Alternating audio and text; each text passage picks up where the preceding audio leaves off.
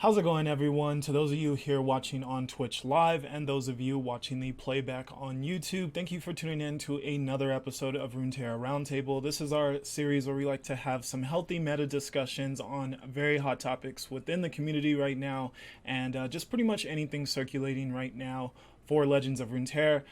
There's currently a lot to talk about in the aftermath of us getting patch 2.9.0, which was our first patch since we got the release of the Guardians of the Ancient expansion. So lots to discuss. There was obviously a ton of discussion going around, mostly negative, prior to this patch getting released, and for the most part that hasn't really changed, but we want to make sure that we can keep this conversation healthy and not just sit here and complain with you guys, give you guys some very concise thoughts on what's going on. And I hope you guys enjoy that. As always, you can support the series on YouTube with a like, with obviously subscribing if you are new, and most importantly, if you guys want to partake in the survey yourselves, there will be a link to it in the description of the video, and we love to have your guys' thoughts shared in these discussions. We're a little short on time, otherwise I would go over a little bit of the responses we got from the last week's survey.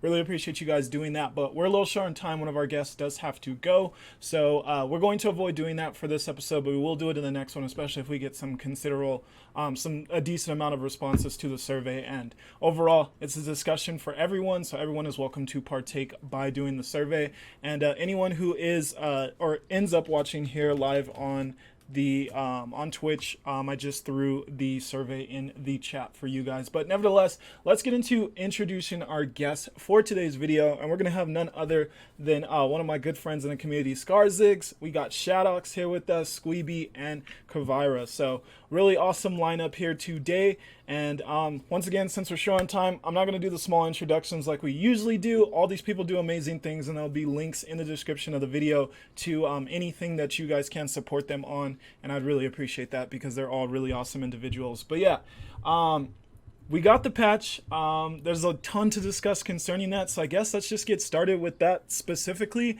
My first question on the survey is going to be concerning that. Did patch 2.90 or 2.9.0, in your opinion, accomplish enough with its changes to be called a success? Why or why not? And for this one, let's start with Squeeby, actually. What are your thoughts concerning this?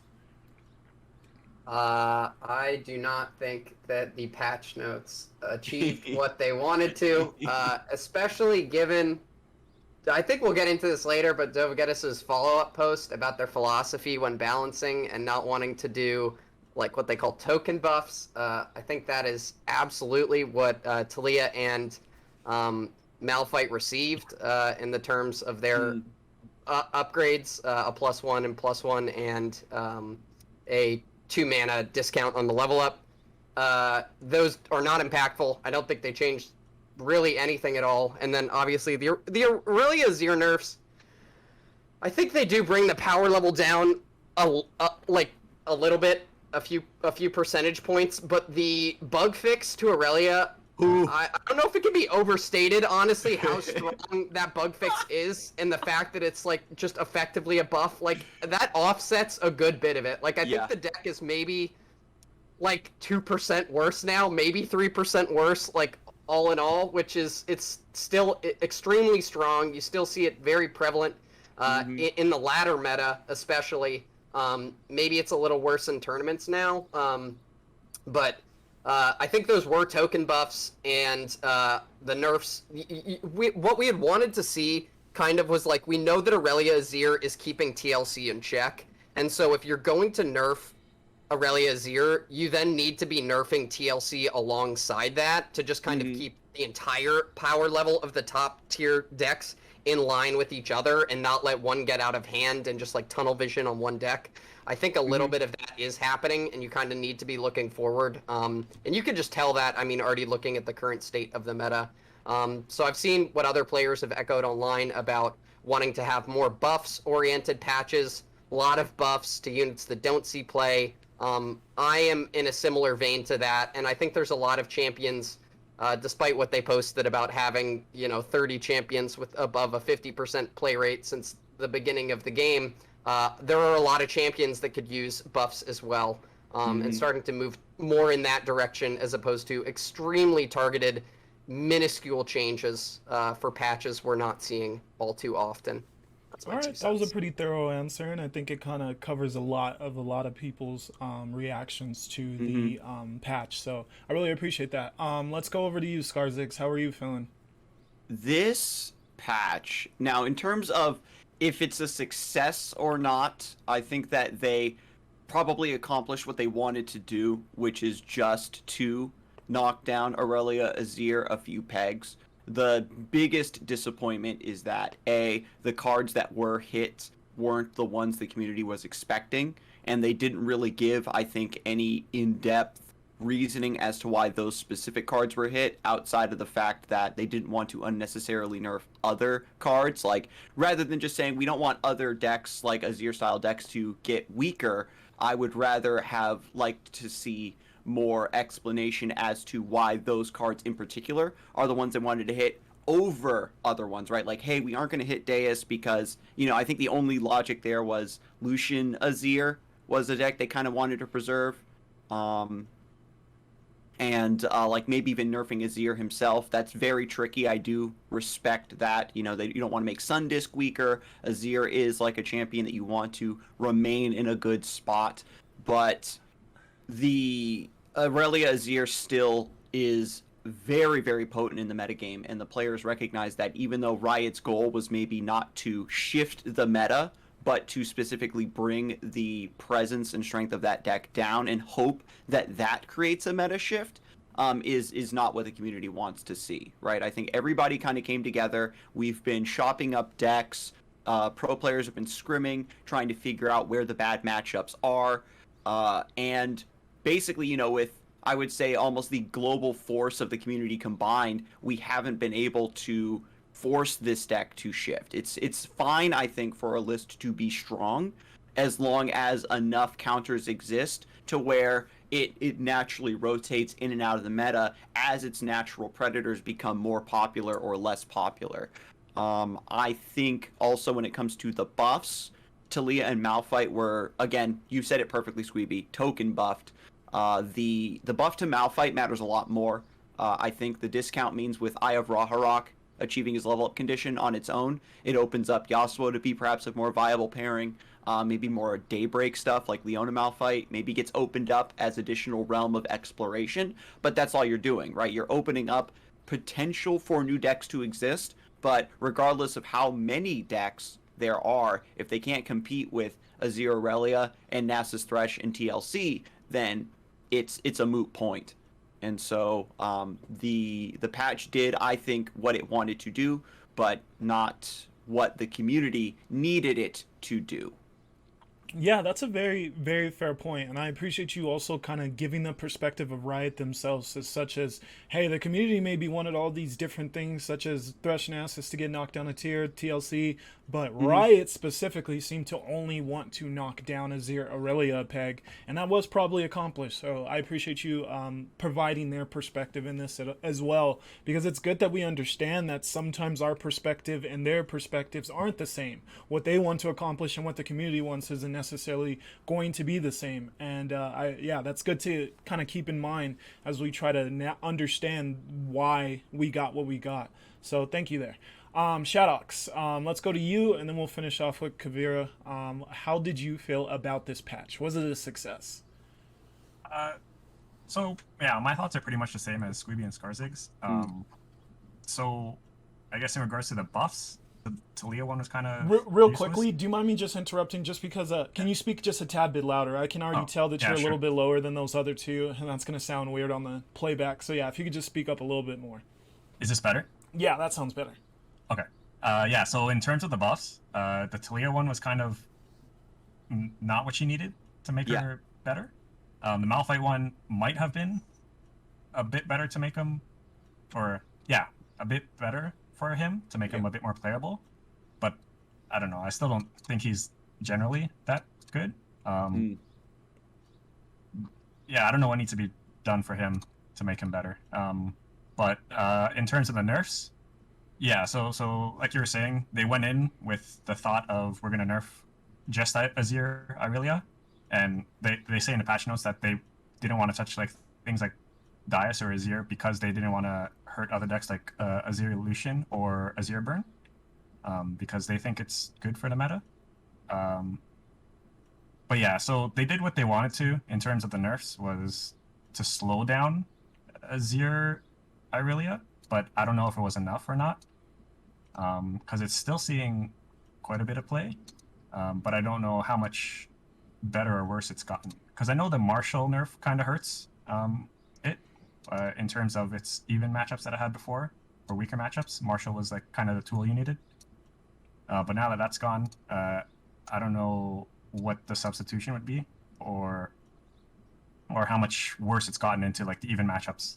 But yeah, I guess in terms of the patch doing what it meant to do, I guess it did nerf Azir Irelia to some extent, but I don't know if it was enough. So yeah, I'm gonna say the patch was like okay, but what we all really wanted was like a nice meta shift, because the meta is kind of looking like what it was before last season was just TLC and Gnosis, right? And now that you throw Azir Irelia in there, it's still kind of the same. So it's still kind of stagnant and I guess stale to a point. Yeah. And I noticed a lot more people are playing, like they might not be the best decks now, but a lot of people are playing like Thralls, just to kind of escape the dullness of the meta. Yeah. Also in this patch was also the end of Cross Shard. So yeah, they killed that.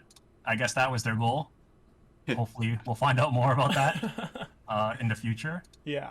Because it does seem like they're working on something.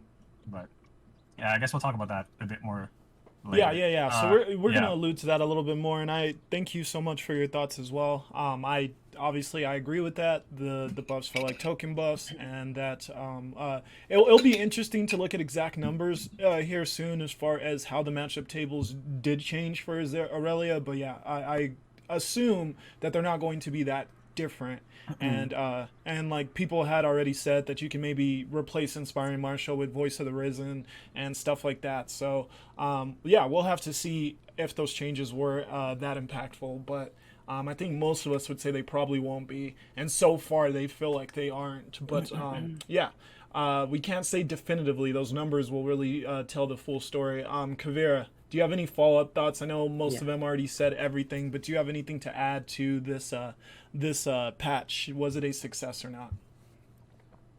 I mean, he was a complete miss for sure. I agree with everything that has been said. I do think that even the intended nerfs were a mess. Like even if they intended to nerf Aurelia Azir just a bit, I think that was the wrong. I mean, quite frankly, I just think they misunderstand how the deck functions. I don't think the nerfs that we got actually represent how you play the deck, because that deck, if you want to nerf the speed of that deck, you're not going to hit late game, and that's what they did. They literally nerfed both late game cards, which are Marshall and the other Blade Dance follower. The deck is not the speed of the deck is not fast because of those two cards. The deck is too fast because of other cards like Azir, Dias, and some other combination of cards. And I mean, obviously, if the deck needs to be nerfed, those cards should be changed, and not the top end, I think. So unfortunately, yeah, that shows that I don't know if I don't know if they fully understand how fast the deck actually can go, etc. But the buffs were okay, I think. I mean, they're not terrible. The Malphite buff is a bit interesting. I don't think that's what he needs.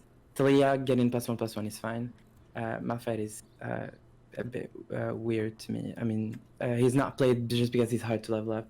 He's played because of many different reasons. Because the landmark archetype is terrible.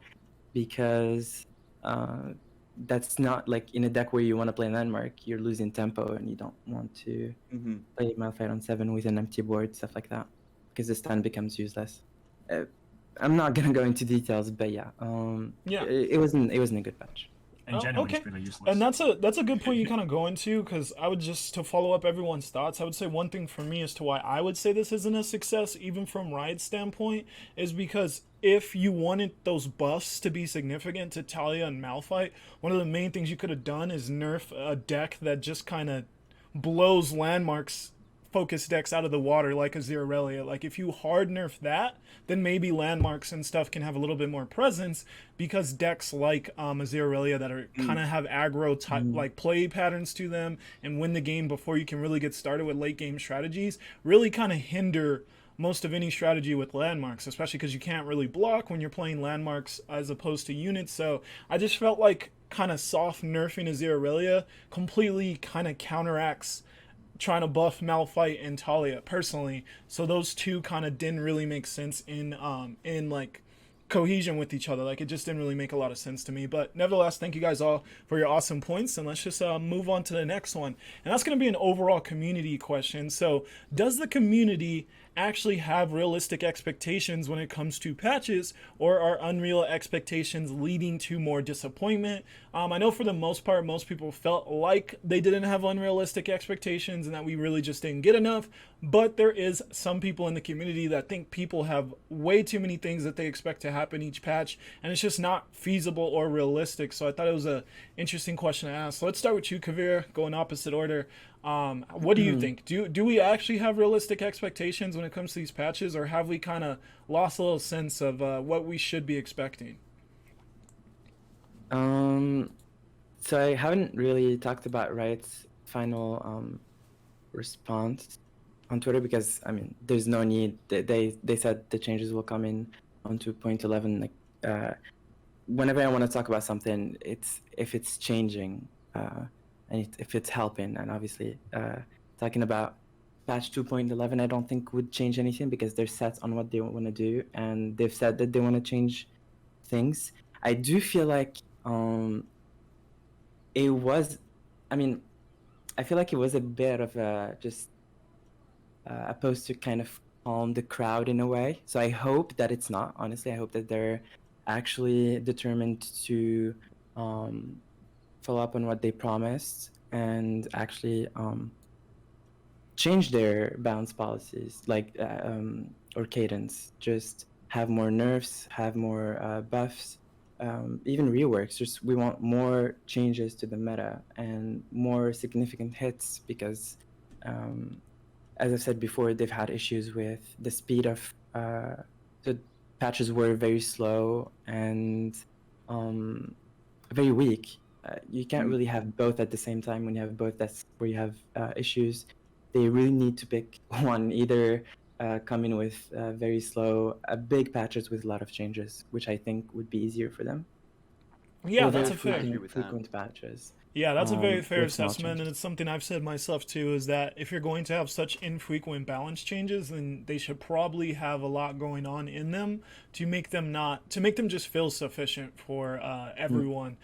So I tend to pretty much agree with that. What about you, Shadox? Do you think that the community has realistic expectations when it comes to patches?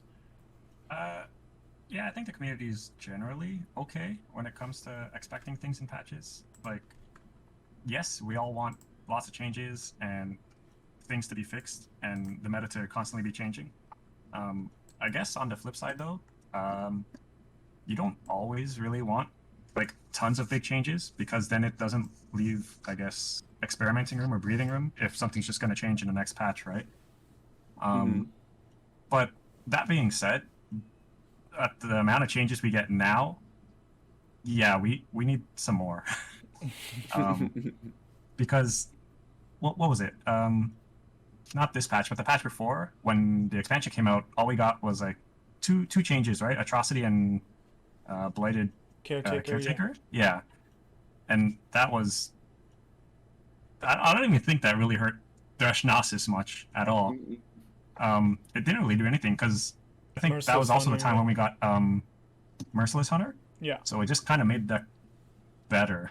And also lots of people started cutting Blighted Caretaker too. So yeah, those changes were like kind of pointless. Aside from you can't double Atrocity.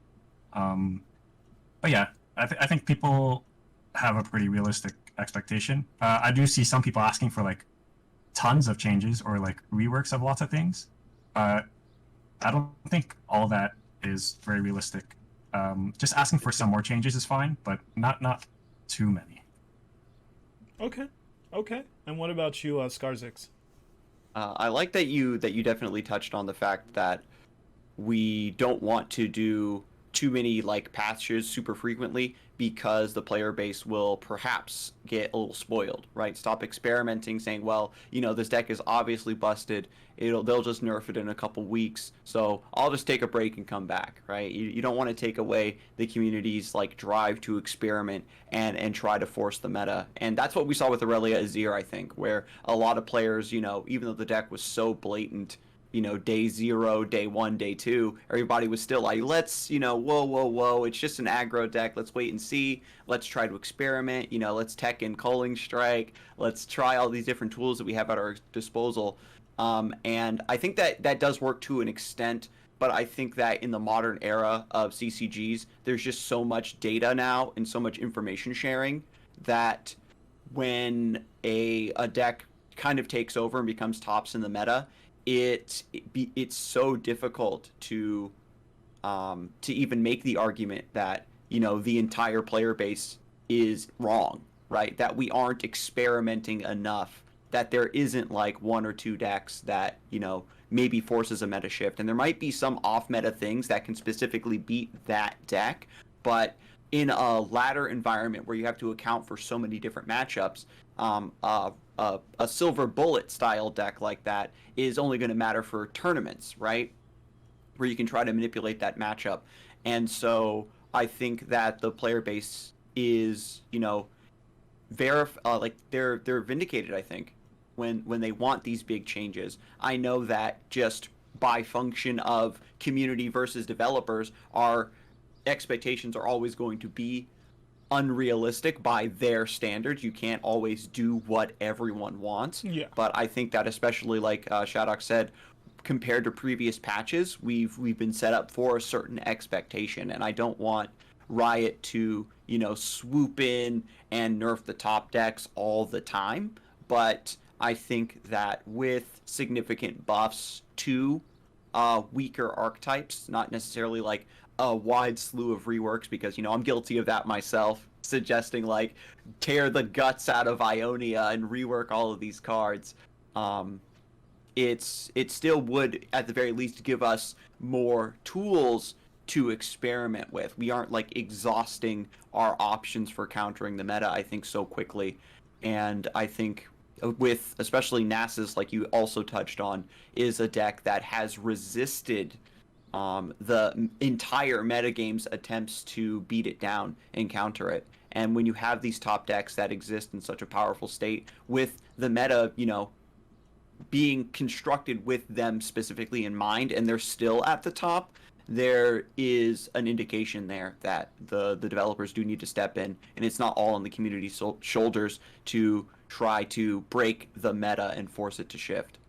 Yeah, that's super fair, and that's kind of where this question kind of rooted from, is that in the past it seemed like we were getting more with these patches, and obviously that's changed, and they alluded to it changing because they're focusing so much on the future.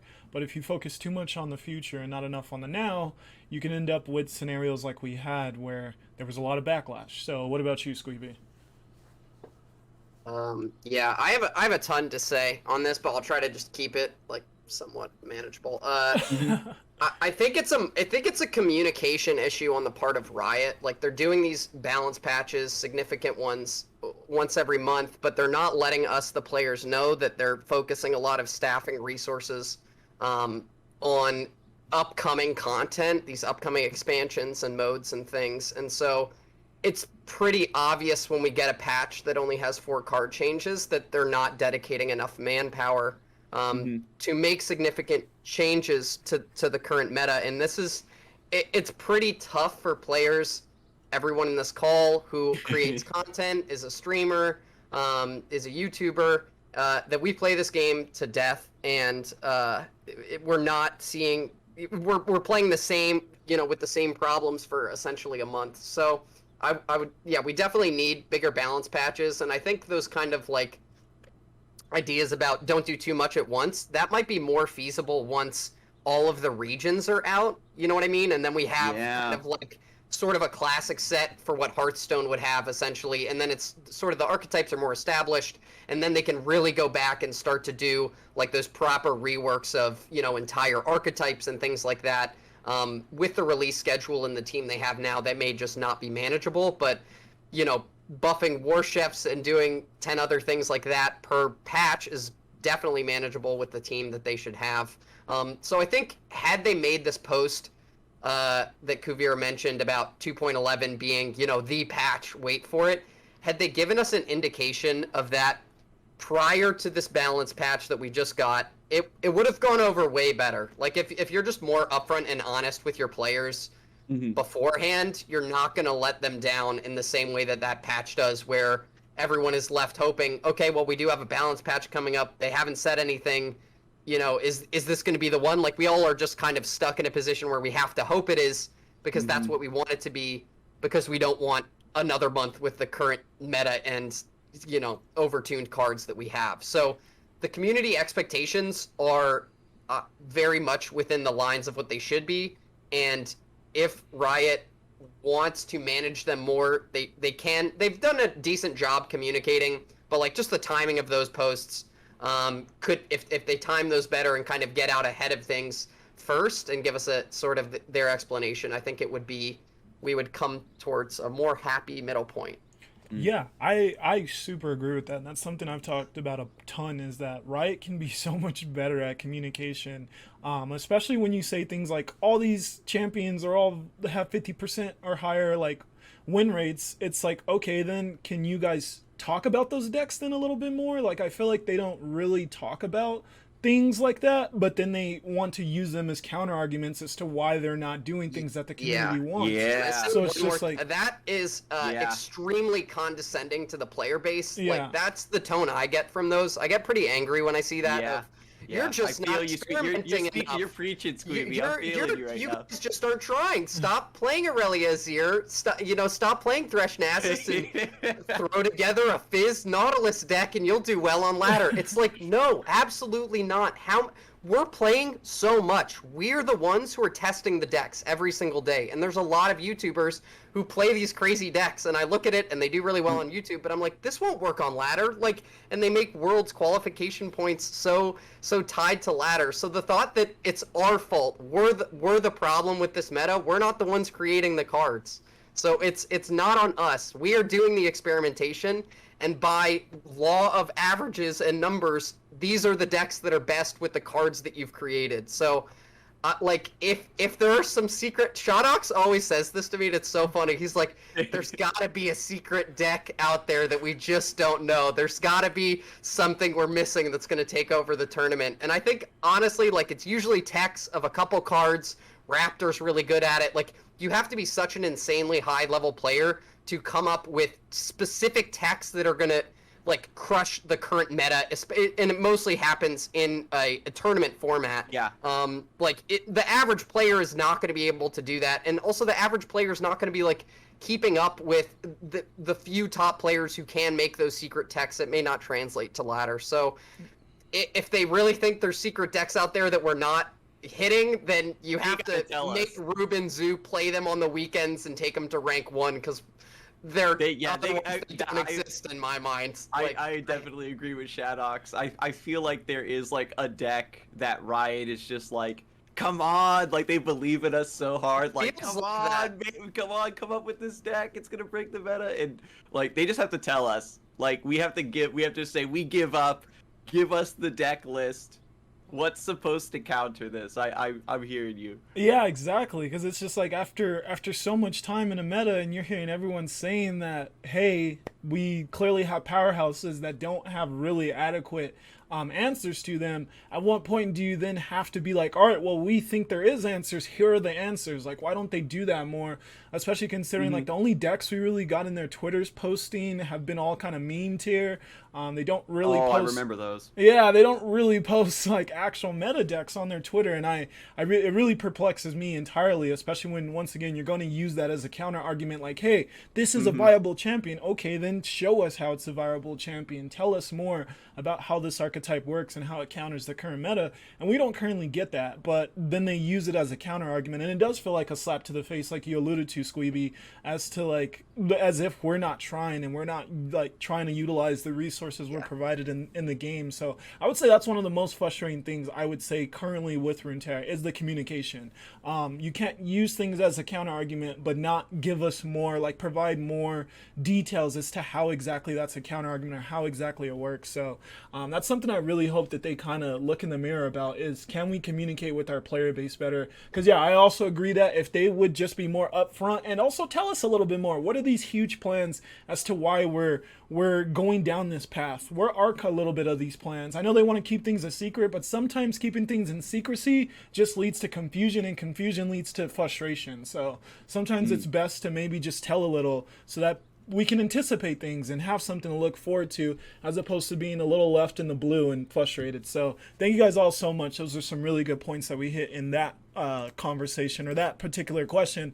Moving along, let's talk a little bit more specifically about those buffs, because we only got 2 buffs, and I would agree that they were mostly just token buffs. They didn't really push any archetype or deck from like non-viability to viability, or from like tier 3 to tier 1. And that's what I generally would like to see buffs do, is really just like throw a new deck into the meta, or buff one that's just close to being really good, or like good, and then get it that extra little boost. So patch 2.9.0 came with only 2 buffs in the form of a stat upgrade for Talia and an easier level up condition for Malphite. When scanning the current pool of cards, which card did you personally really want to see buffed that they missed? One thing I just want to say before we jump into this one is that we obviously all know that Bilgewater still currently is kind of screaming for something to happen there.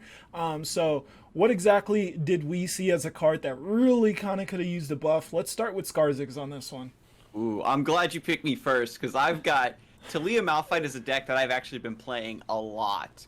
And that deck feels like it has a couple cards in it that, in my opinion, feel like very blatantly we pre-nerfed this before we released it, the way they did with like Eclipse Dragon. And Stonebreaker. Oh my god, I thought that they were going to buff Stonebreaker. A 6-mana 6/4 with no keywords. That late in the game, dealing 4 damage. Sometimes it does hit something. You can hit a champion.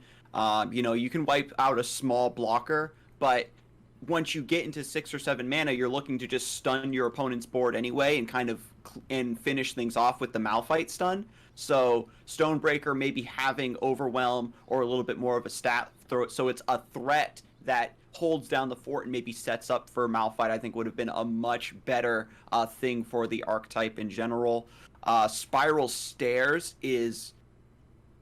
it feels like they made it so bad on purpose. It's one of those cards that maybe the developers were maybe so afraid that it was going to become problematic, maybe in Lee Sin or something, that I feel like it was blatantly made terrible on purpose. The Seed of Strength that you get from Spiral Stairs is Grant +3/+2 and Overwhelm. That's a very powerful, assemblage of buffs to give to a target, but it's slow speed and it's fleeting.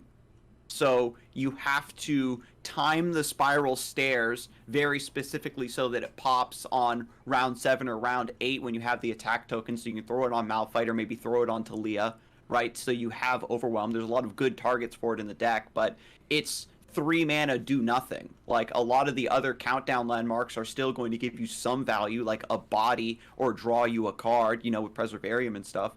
But Spiral Stairs and Stonebreaker were the 2 cards I was really hoping that they were going to give a boost to really not make the archetype necessarily stronger, but make it make more sense, right? The tools that make Malphite make sense as a win condition don't currently exist in the deck. And hell, Unstoppable Force could be 0 mana. Like, there's so many times where using Unstoppable Force rather than just attacking and forcing your opponent to trade their board away instead it's a losing play to stun your opponent's board. And so, like, those are the buffs I wanted to see. Awesome, and I'm glad to hear such a specific insight on the archetype that they tried to buff, because it really shows how little those buffs really did without buffing those other cards. And I really like that you alluded to Eclipse Dragon, because I feel like Eclipse Dragon is a perfect hold down the fort, lead into Aurelian Soul. So why can't Stonebreaker do that same thing for Malphite, where he can actually hold down the fort and lead into Malphite in a actual logical way? And yeah, it really doesn't make sense to me. And yeah, I really agree with a lot of those cards that you alluded to as well. They really did not want that Overwhelm Grant card being that good. And I get it, because generally speaking, especially with the way Malphite currently works, it would just get thrown into other lists to grant Overwhelm and good stats to cards. Yeah, but it's really hard to say. Yeah, at the end of the day, I feel like they could be doing more too to make cards more kind of work just for a specific archetype. I'm not exactly sure how they can go about that, but in some way make it to where you can have strong cards in an archetype that can't just be used in other archetypes so easily. So just having some like maybe very good landmark synergy for that card or something to where you would only really want to run it in Malphite, so that then you're not running into that same issue that, oh, it's just a card that'll just be used in other archetypes, because then you get cards like that just really suck really bad. And it's even more frustrating because they use it in the reveal video, like, hey, this is how you win with Malphite. Give it Overwhelm right at the end and then stun their board, and then he'll win. Even if they can block, he'll get the Overwhelm damage. But obviously no one's been able to do that, so then it's even more frustrating. It's like the way you guys won the game with him doesn't work. So let's move over to Shadox on this one. What is your opinion on a card that just missed that buff that you really would have liked to have seen? Yeah, I would have liked to see some sort of buff to like the landmark archetype in general, because yeah, as Kuvira was saying earlier, it's pretty underwhelming. Malphite also needed a different buff, because he's like, why wouldn't I just play Eclipse Dragon instead of him? Yep. He does nothing. Yeah. So yeah, he needed something better. Yeah, I would have liked to he's a see blank card. Yeah, he's nothing. Is he a champ? I would have liked to see something done to Zillion, just a little. I think Zillion's pretty okay, but he doesn't really have a home, because he's also a bit underwhelming. So I would have liked to see something done there. Either, I don't know if it would be too strong if you made him draw one as well, or if you made the time bombs like one cost less, but that still wouldn't help finding them. And Kindred I would have liked to see buffed as well. But I don't know if Kindred's problem is just the meta in general, or if it's something wrong with the card itself. Yeah, one thing... Yeah, continue. Other than that, Bilgewater, I guess, in general, needs a buff, but they're getting like new stuff soon, so I don't know yet. Yeah, that's what Mad Wills in the chat is alluding to, that if like Pike is good when he comes out, then maybe Bilgewater will be okay, but I still don't like the idea of a region having as little as play rate as Bilgewater has, and us just waiting on new cards for it. That's kind of feels bad. But I like the idea of Kindred. Kindred's a card I've really wanted to see something done with. But one idea I've kind of heard as to why Kindred doesn't really work is that one of Kindred's best partners is Nasus, and Thresh is always going to be a better Nasus partner than Kindred. So that just the cards you would want to synergize with Kindred already have better decks, and that's not really going to change unless you really make Kindred a lot better. So that's kind of an idea I've heard there. But Squeeby, what are your thoughts here? Might be an unpopular opinion, but I really want to see like Aphelios fixed. Honestly, it's like kind of a balancing failure, I would say. Like, the card is so cool, and then they nerfed him into the ground. I don't really know how you would go about doing that, because 2-mana moon weapons are probably just too powerful, and putting him back to a 3/3 is probably not going to do enough. So it's a pretty hard design challenge, but they had said themselves, you know, their philosophy is not wanting to buff things or nerf things into oblivion, and I felt like that's kind of what happened. Yeah, I agree with you. Kuvira will have, I think, better opinions than me, but I'll just round this out with the final card of I was looking at the Bilgewater cards, and man, Sunk Cost is probably the worst card in this game. Like, no cap. 8 mana, slow speed, not even kill it, put it back in the deck. Man, that yeah, they were on one. They were on one when they made that card. Yeah, Bilgewater needs help.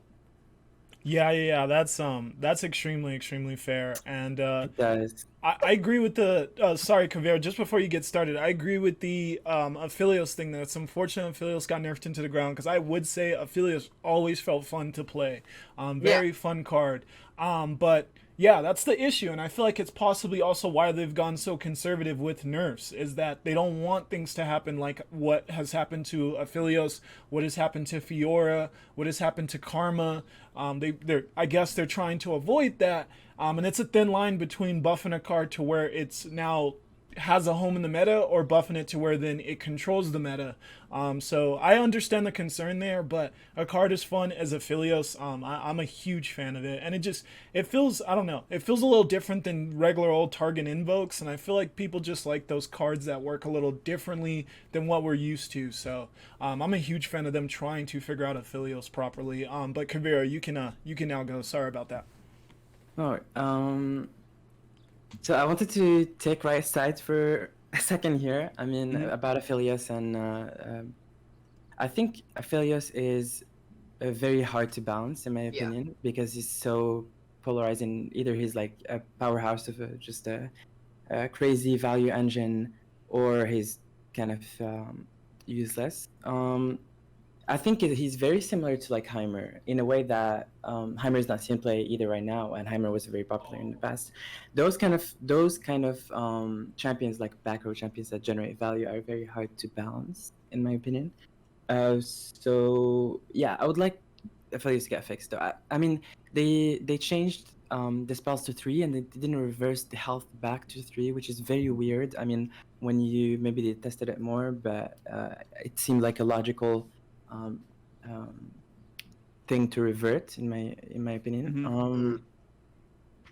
For the other cards that I would have liked to see just get more buffs and stuff. I think so about Bilgewater. I think Bilgewater is getting a new card, so like Pike and stuff. So they're a bit more hesitant on giving Bilgewater buffs. I do think it's a good idea. However, I feel like Bilgewater is like seeing no plays, like 1% on ladder, and that's a huge issue. I think for a healthy meta, it's hard to achieve. I think we're asking maybe for too much, but for a healthy meta, you need every region to be kind of playable, at least on like a similar level. That would be perfect, and then add an expansion. Even though if it's just if it adds stuff to Bilgewater, that's okay. Like, I don't think we'll have an overpowered issue with Bilgewater. I mean, with Bilgewater being overpowered. I think the issue with if Bilgewater is too weak right now, and we add Pike cards, and they're not really synergistic with Bilgewater itself, the issue that we'll have is that other decks, other better regions, will use the region and then splash those good cards from Bilgewater. Yeah. So that's generally a big issue that we've had. So we'll see more Bilgewater technically, but it will always be like 1 or 2 cards, which is an issue. Yeah, and that's kind of the issue we've seen with Ionia prior to Azir Aurelia, was that everyone just uses those few good Ionia cards and refuses to play like an Ionia filling deck. And I guess we finally got that in Azir Aurelia, but people don't like that one. So, yeah, that's something. I really think of it as a Shurima deck, honestly. Yeah, it is a Shurima deck. Oh, those yeah, are yeah. the big cards. Yeah, It's back. Zed Elusives. Yeah. Oh yeah, Zed Elusives. That is a deck, but we haven't really seen that do too much. I would say at least as far as the tournament meta, I haven't. It's starting to show a little bit of promise, but maybe we need to see a little bit more. But yeah, it's an interesting dilemma where if you add like good cards to a region, if there's not like a real straightforward path to success with the cards within that region, they're just going to then be used as like 2-ofs and 1-ofs in a different region's deck that just is more powerful. So it shall be interesting to see if they actually do decide to touch Bilgewater a little as far as like moving forward prior to getting new cards. But I I'm a little pessimistic as far as getting like a lot of buffs because I feel like they really want to avoid making things either too strong or nerfing things into existence. I feel like they're a little scared off of that. One thing I would just say is that the stats to me in Bilgewater really throw me off. Like there's so many high cost units that have bad stats. So, and I get Nab was in a bad place once upon a time, but I don't know, really some really bad stats, understated units in Bilgewater. But I think that's enough on that topic. Let's move on to specifically Riot's response to all the backlash, because it was already really prevalent prior to the patch, and it really got kind of fueled with a patch with that little substance in it. So the Riot dev team responded to the high amounts of backlash that the patch 2.9.0 received by saying they are listening and will work to make more balance changes, specifically when patch 2.11.0 drops. Was this response satisfactory to you? Why or why not? And I'm sure most of us have heard this by now, with them saying like, hey, we hear you guys. I know Kavira already alluded to it a little, so I'm gonna start with you because you did say it felt like crowd control. Do you full on feel like it's crowd control? Why? Go into a little bit more details as to why exactly. And are you like, how do you feel with that? Are you satisfied? Is it a wait and see approach? We'll have to actually see how hard they go with this. How are you feeling? I'm gonna be super quick with this because I've talked about this. Like I feel like it may be crowd control because we've seen that Riot Navigators has been replying to some posts on Reddit with I mean the replies were very questionable. I think so they had to basically, I'm not sure if Navigators himself or obviously someone else in Riot had to step in and was like, hey, I think this is not really working. We need to either we need to actually just say something that they like and then think about what we can do and actually follow up on and fix things, or they've had a talk before obviously and are really planning 100% to follow up on what they said. Either way, I think we'll see change, and that's what matters to me. I think that's really what's important. Okay. So it sounds like you're kind of in the wait and see area, but at the end of the day, knowing that change is coming does matter. So that's good. Let's move on to Shadox here. Did you feel like this response was satisfactory for you at the moment? So yeah, I think I'm kind of in the same boat as Kuvira. It seems like it's just a PR response, and that we actually just have to wait and see. The thing that sticks out to me is that they say that they're listening to the feedback and they're going to spend the time to reevaluate their like design philosophy. But like after that, it also says we don't have any specific details on the exact time that they'll do that. So yeah, it does sound like they're just kind of put something out there and then they're going to figure it out later, which I guess is fine.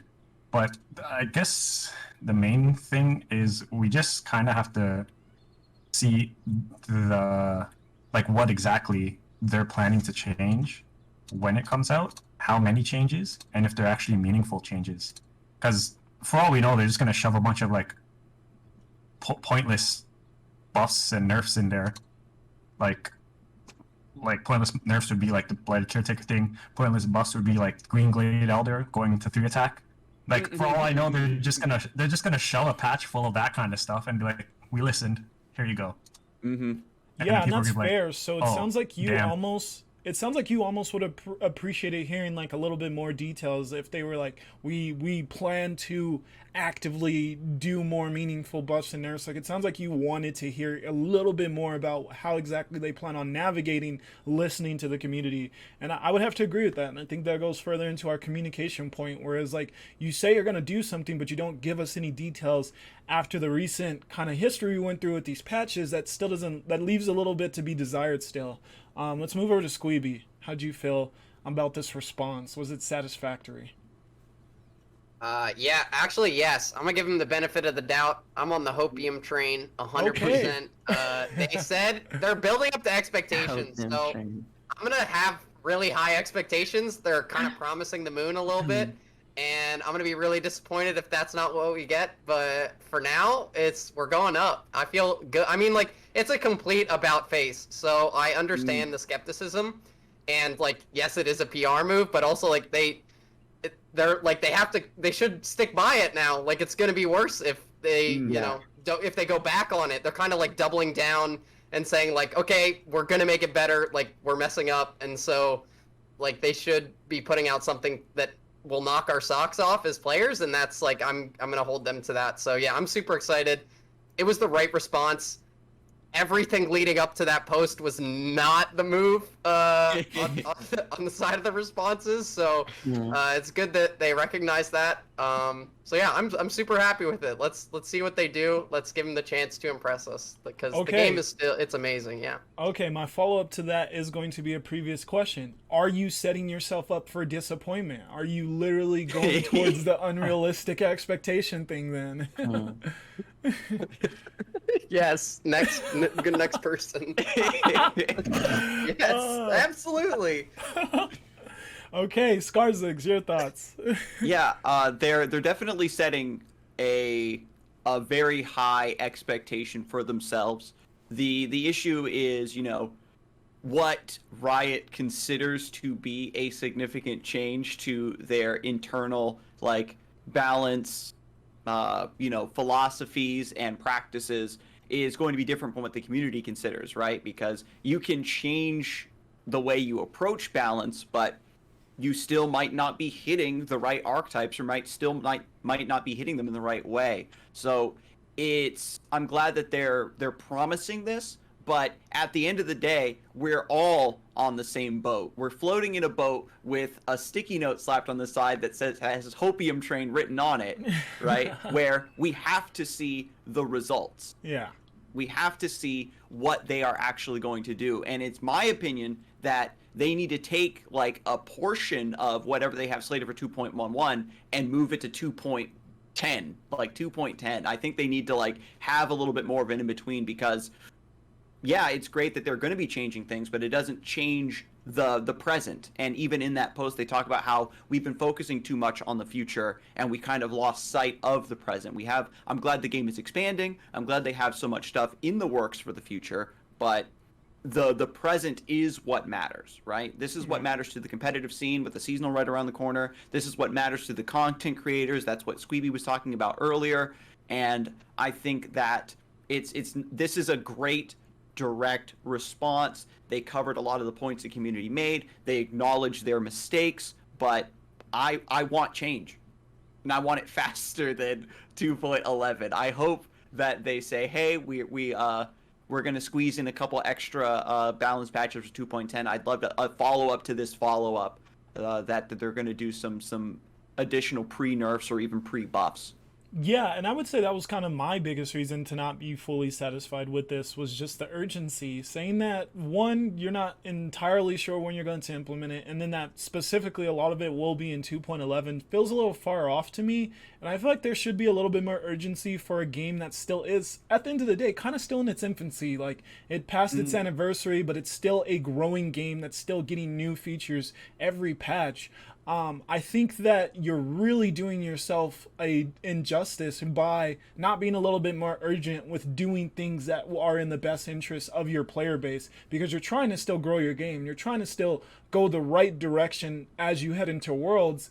And if you're not a little bit more urgent with that, there could be some bad trickle-down effects. So that's where I think we'll leave that one. Moving on from I just there. wanted to point out something, though. Yeah. So the reason they can't actually put a patch earlier is because it'll be too close to seasonals, right? And you don't want people going into seasonals with a brand new meta, right? Yeah. It's basically just That's fair. Yeah, that's a super fair point. So is the reason you disagree because you enjoy having a new meta going to a tournament, or is it because of something else?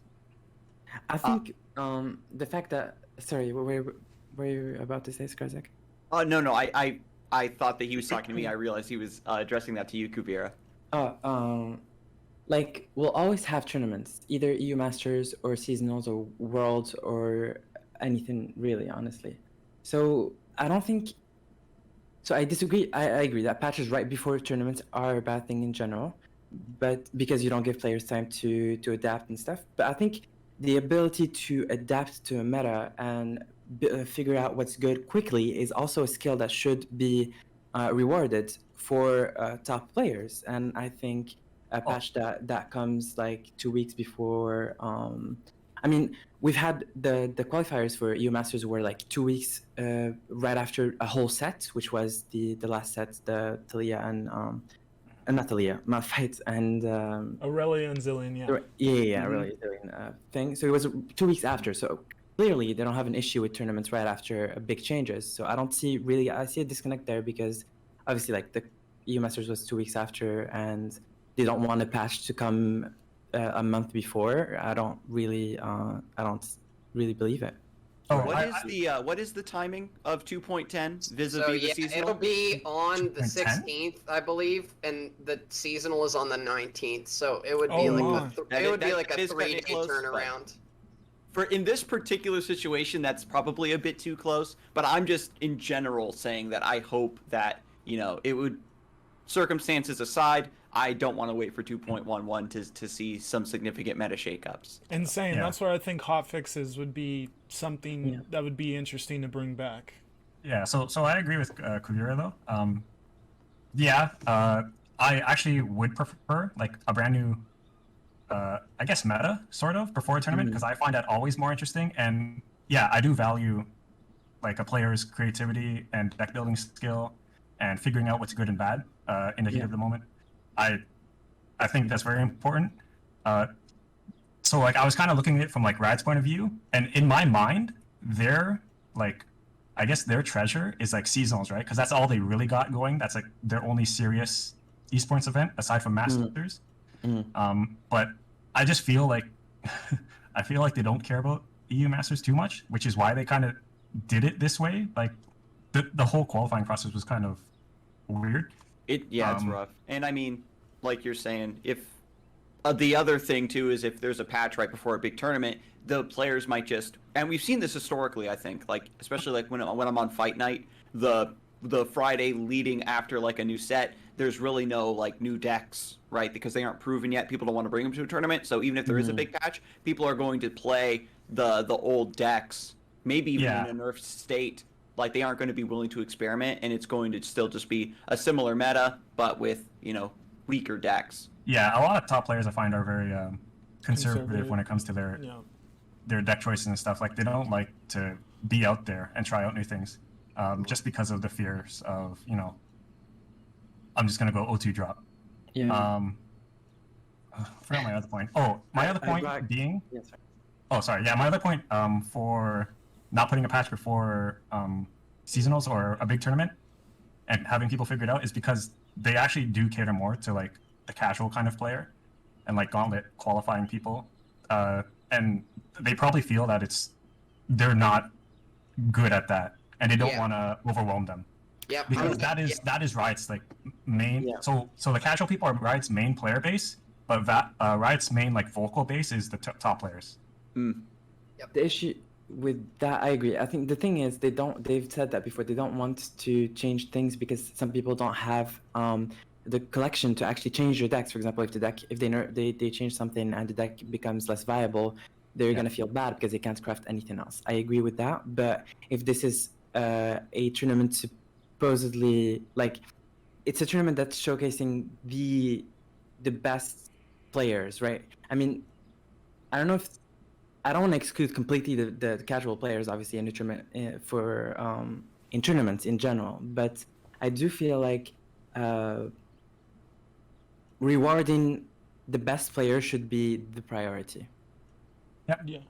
I agree. Just to follow up on that too, I feel like we are taking a very bad directional approach if we're prioritizing people who don't even have full sets of cards over the people creating content and the competitive players. Like, because I'm by far no top player, but I have all the cards and I enjoy the meta being healthy. So if players like me are not getting are below priority over people who don't even have full sets of cards, like that's an issue in my opinion, and I think it will show to be an even bigger issue as this game tries to take itself more serious as an esport. As if that's the directional approach we're taking, that will have a backwards effect on the competitive scene. So we'll have to see. And I agree. I personally I like cards being changed before seasonal because I like deck building being a skill that is getting shown in the games. Yeah, I really enjoy 100%. and appreciate seeing that because I think it's currently undervalued. And it's seen as to why everyone's so conservative with their decks. Like everyone would much rather be conservative than try to be creative. And the way that the game's currently going, it kind of encourages you to be that way. So I personally I would like the changes, but lots of thoughts there. We can leave it at that. Unless there's any follow-up points, we're good there. Okay. All right. Well, let's move on to question 5, and that's going to be: what is your current biggest frustration with the way Riot is handling Runeterra, and how confident on a scale of 1 to 10 are you that they will address it properly moving forward? Let's start with Kavira on this one. Biggest frustration and scale of 1 through 10 that they will change it. Biggest frustration. Probably just patches, honestly. Just do it. Small patches, not enough changes, not enough reworks. We've talked about this, Yeah. and after what happened, I'm more confident that they're gonna change stuff. Okay. I don't think they'll change a lot, but I'd say I'm a 7 that they're gonna change things about patches, obviously, in the long run. That really. Oh no, actually, something else frustrates me more, which is just using ladder as a sort of metric for qualifications for tournaments or for just rewarding players in general. I think that's flawed. It has been flawed in every other card game, in other games in general. I think that system is it's terrible in every way. I don't want to go in depth, but I feel like that as a competitive player, that's what frustrates me the most. I think ladder is not an environment for. I mean, with its current format, I think if the format changes, obviously, it's not the same thing. But the current format we have in ladder doesn't allow for actual good players to be rewarded. Okay. And what is your scale on that with thinking that they'll change it? That they're gonna change it, probably a 1. Okay. Okay. All right. Let's switch over to Skarzik. Hit us with your take here. The biggest frustration for me, I think, is the hesitance to give sweeping buffs to very clearly underplayed archetypes, and the unwillingness to just rework. Like when a card is so bad, like Sweepy points out, sunk cost. When a card is so bad that it essentially doesn't exist, I feel like it's a blank card that you can pretty much do whatever you want with. And it is dangerous, and it is difficult, don't get me wrong. But I feel like, every patch we could get like 1 or 2 all-star reworks, and just to try to spice something up, or maybe even add an additional tool to an archetype you have planned in the future. Rather than waiting for the third batch of cards to come out for an archetype to completely come together, you can give it some help by saying, okay, now this sunk cost now has deep synergy. You get a treasure now, or it draws a sea monster, you know what I mean? Something like that, so that it gives them a way to sneakily buff maybe even struggling decks. That's probably my biggest frustration for sure. And, as a second point, that one is, I'm not very confident they'll be able to change that again. It's very difficult. You're putting too much spice, perhaps, messing with your formulas a bit too much. But the other frustration I have, I think, is the patch notes not having enough reasoning behind the changes that they're making. I want them to have like the current patch notes the way they do them now, that are just like maybe a little bit more TLDR, have like some blurbs about what is changed and why. But then I want like a second like deep dive super nerdy patch notes where I want like matchup statistics. I want to know why you arrived at this conclusion, why you're nerfing it in this way specifically, why you're not nerfing this other card. I want like deeper explanations in the patch notes. And I'm confident that with the follow-up post on Reddit from Dovagetis that they maybe will put a little bit more meat into these patch notes where they're showing their math, showing their work a little bit more. That one I'm probably at like a 7 out of 10, that they can maybe not completely meet my needs, but that they will perhaps take a step in that right direction. And it steps them, I think, away from what Squeeby had noted earlier, where it sometimes feels like they're being a bit condescending, where, you know, they're just like, oh, well, we have all the magical data that you don't, and we know better than you. It's like, yeah, please share more with us. We want to know.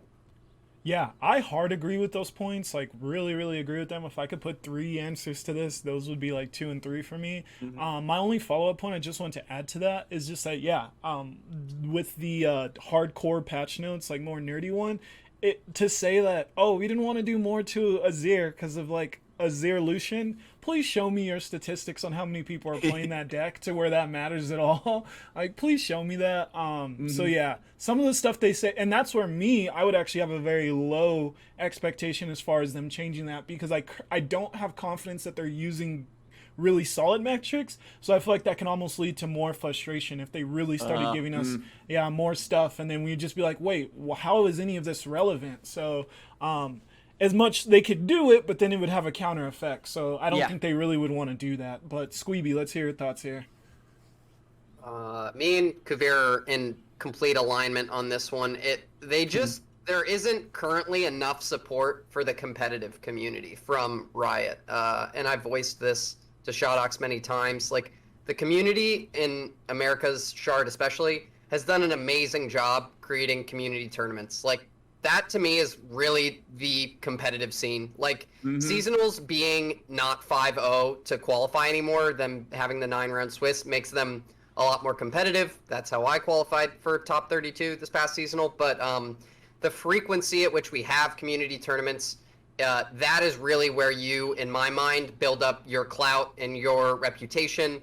You know, Cephalopod is like one of the best tournament players of all time. He has like dozens and dozens of top finishes. It's really impressive.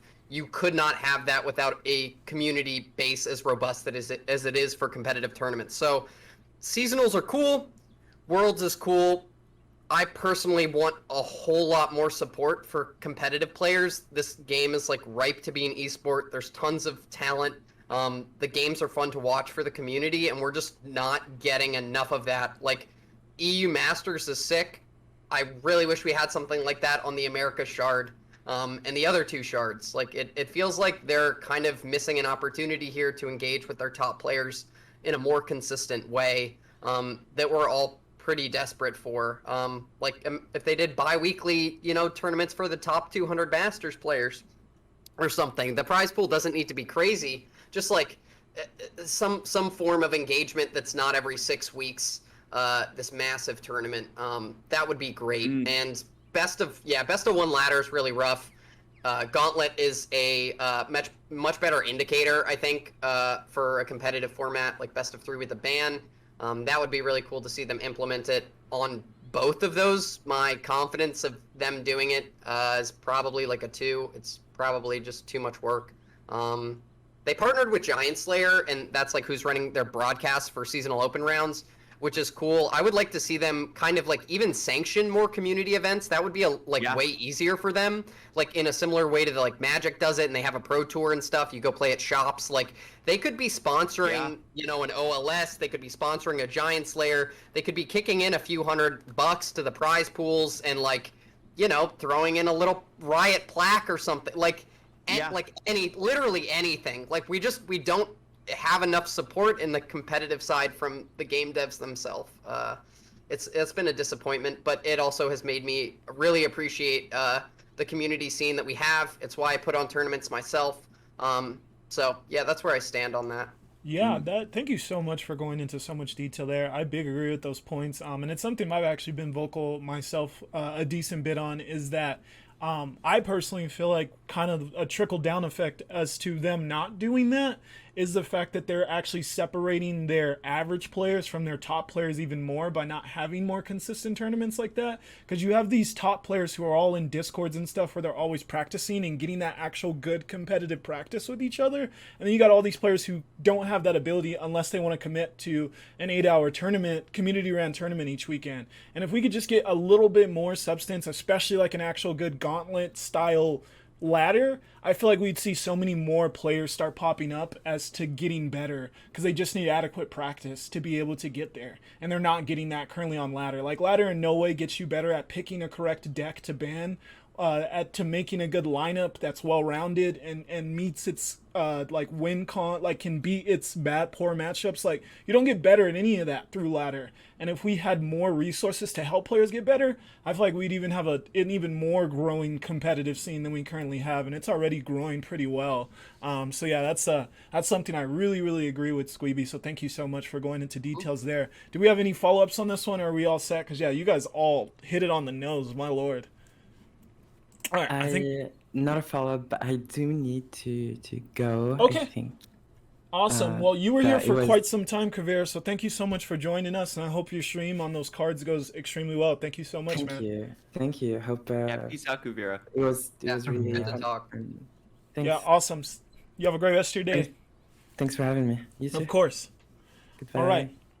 Well, let's keep pushing with who we have still here, and we're approaching question 6 now. So let's keep going. So, how are we feeling at the moment about the future of Legends of Runeterra long term? There's been a lot of negativity circulating in the community right now, so I just thought it's a good thing to address. How are we feeling about the game long term? Do we still have that optimistic outlook that I feel like a lot had when there was this extremely healthy relationship between the player base and the dev team, where it felt like we were at least a little bit more on the same page with a lot of what we were doing, and now it feels like that's kind of a lot of that luster's kind of been lost. So let's start with Skarzigs on this one. How do you feel about the game long term? We got positive, negative, neutral, concerned, or unsure. You can obviously throw in something else.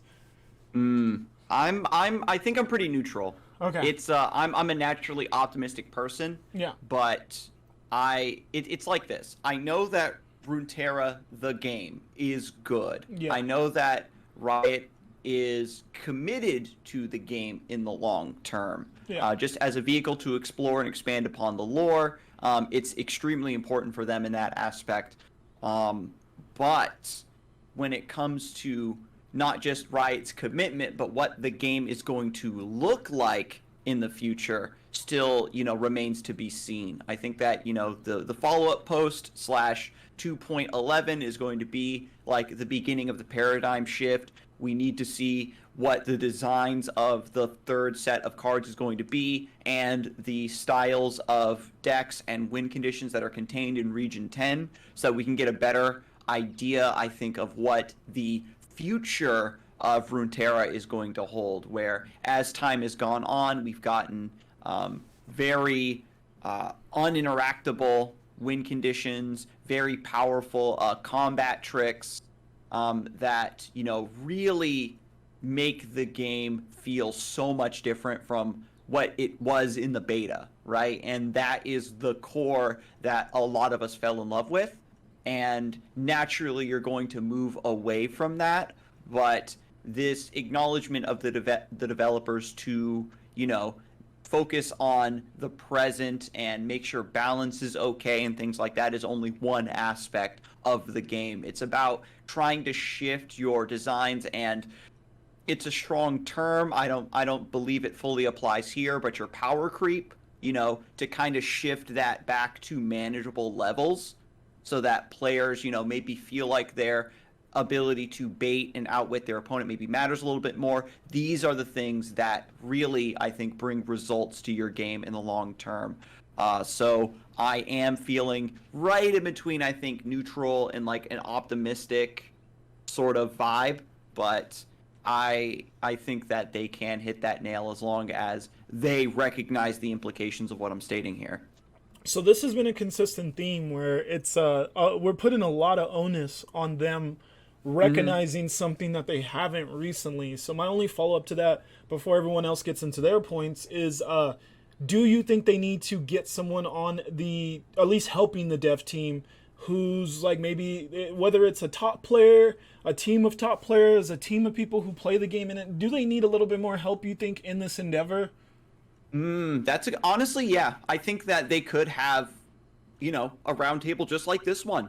A few Riot devs, a few top players, maybe even there's members in our community that do have design experience just in general or from working on other games in the past, just to kind of collect some actual like feedback and it maybe allows them to cut through the noise a little bit, because we know, as developers that's so difficult where, there's a lot of people just, they know that there are problems, but they don't recognize exactly how to fix these problems. Yeah. They just like to complain. It's the whole counter argument to what good feedback is sometimes it's hard to identify what the good feedback is. And if Riot potentially can identify the right people in the community, and I'm not even suggesting myself because I know I have sometimes wild takes, but just to know that through line of communication is there, I think would really help.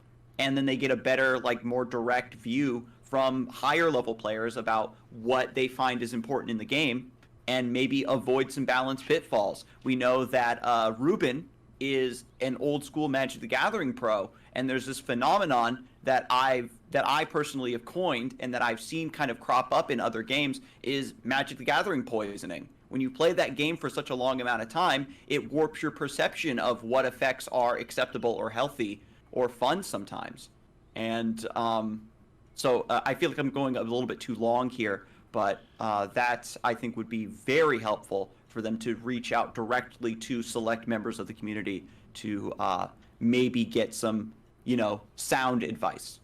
No, I think you really reach some really good details there, so I appreciate those thoughts there, because I do think it's a good thing to say. Like, we all have our inherent bias, and I feel like the last card game we played kind of helps with those biases, because like with me with Yu-Gi-Oh, I see a card like Fiora bothered me beyond existence because I played a lot of the OG Yu-Gi-Oh, and there were some really bad win the game card effects, and I kind of felt like Fiora was a really good win the game card effect. So I didn't like its existence at all in the meta, and I feel like my bias was because the last card game I played a lot of was a game that didn't have good win the card game effects, or at least at the time of me playing it. So I think it's good to allude to a little bit of the own bias that we may have on our current dev team, and why it may be good to just get a little bit more opinions thrown in there, especially from people who are also playing the game day in and day out and don't come in with a developer's perspective. Because I feel like at the end of the day, when you're on the dev team, you have a developer's perspective, which kind of warps exactly how you want to approach things, and it's good to get a little bit more opinions thrown in there. So thank you so much. Let's go over to Shadowx. How do you feel about this one? Yeah, I pretty much agree with Skarzik. They should hire me. That'd solve it all. Yeah, that'll solve it all. Game design, I got that. Riot Wombats collab. Yeah. Past game competitive history, I got that. But yeah, for real, I'm pretty positive in the long term that the game will be better. Short term, I don't know yet.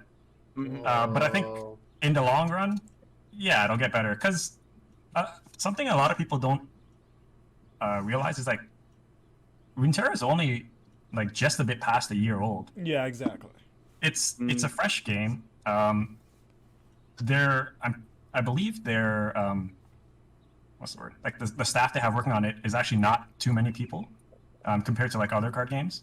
So like I guess the biggest comparison people always say is Hearthstone, but what they forget is like Hearthstone came out like 6 years ago or something. Or 2014, I think. 2014? Oh wow, longer than that. 7, yeah. Even Yeah, beta so- maybe 2013. Yeah.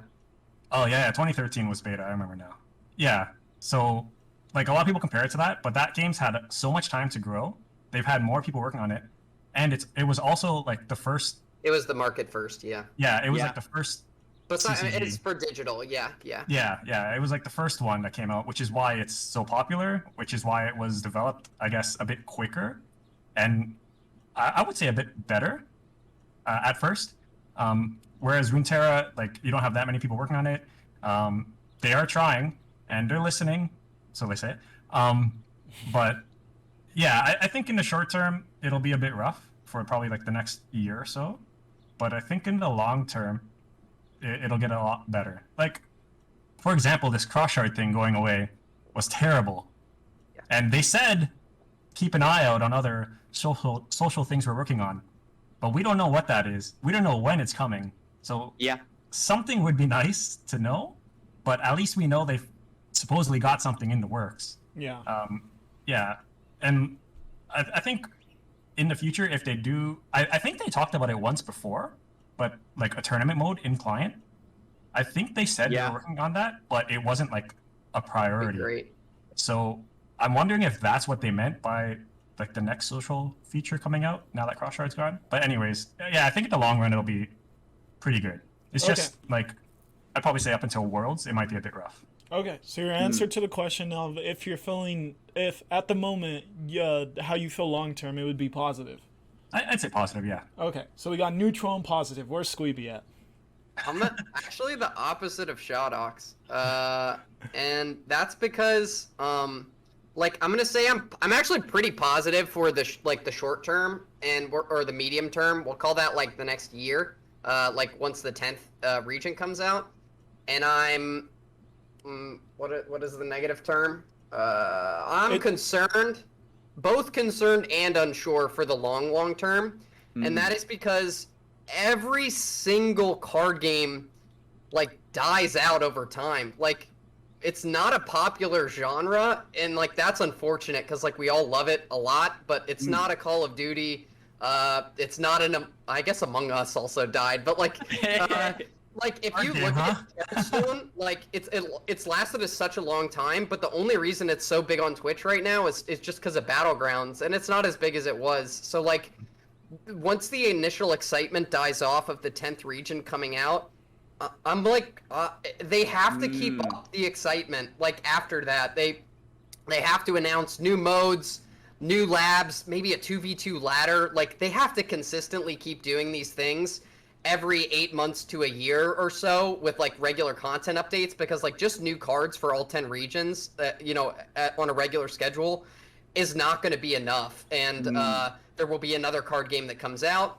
Like think of Gwent, think of Artifact, like all these other card games that were good and showed promise. Like they're not really around after 2 to 3 years. And that's like kind of just a product of the genre, and like we all love card games. We're gonna go and find the best card game that comes out with mechanics and cards that excite us. But may I interject real quickly? Go for it. Yeah. Do you think that one thing they have on their side is the fact that they're using the universe of arguably one of the still most popular games in existence in League of Legends? Like, there's still a branch of League of Legends. Can they use that to not fizzle out in the same way like games like Gwent that were their own unique universe? It wasn't really an off branch of another popular game. Do you feel like it was for The Witcher, actually? Oh yeah, it was for The Witcher. Different. I'm sorry. That's my apologies. There's other examples you could use. Artifact. Oh no, that's Dota. Artifact was Dota. Yeah. But League of Legends is bigger than most of those, right? It means that. Yeah, it just means that, a popular IP does not a popular card game make. Yeah, true. They're such different games. Like, we do get, like, I've had a couple of my chats that are like, I play League and this game's fun, but, like, they're so, like, the gameplay is so different. It's very hard if you're not interested in card games to get interested in card games. And it's like, it's just kind of a fact of the genre we exist in. Like, we love it. There's a lot of diehards, but the mass appeal is not there in the same way it was when Hearthstone was the first, digital card. It like captured an excitement that wasn't like it hadn't materialized yet, and they seized on the moment. I know that Riot realizes they haven't created that sort of same like flashpoint success that Hearthstone was when it first came out. That's okay. The game's amazing. I think it's the best digital card game out there, but like even a year ago when the beta came out, do you guys feel a difference like in terms of the buzz and the excitement of the community that was there during beta as opposed to now? It feels like a little bit of a different game, and that's just why I'm a bit worried in the long term that they need to keep doing things and spicing it up, especially after the 10th region comes out. That's where my head is on it. Okay, So well, good thing we have skins and stuff, so I think we'll Oh, dumb. hopefully get more skins. For sure. But yeah, I just sorry. I just wanted to say like Yeah. Hearthstone and Gwen are actually not as dead as you think. They're actually still pretty popular, aside from Battlegrounds. Yeah, so like, and if you took Hearthstone away, just got new cards. yeah, they just got like a new mini set. cards, but it's like, I mean, the, So- the I know, numbers are not it's where not they were. But dominating. no, they're not. It's yeah. It's Yeah, still they're alive. obviously not what they were before because in general, card games, like people just, I guess, kind of grew out of them, right? In general. So another thing though is like those We games, didn't like memo. fundamentally, None of us in are the call flawed. got- No, Like those I games heard her making fundamentally noises have a right now. problem. Like Hearthstone, for instance, like it is extremely hard as a new player to get into that game just because of like their dust and crafting system.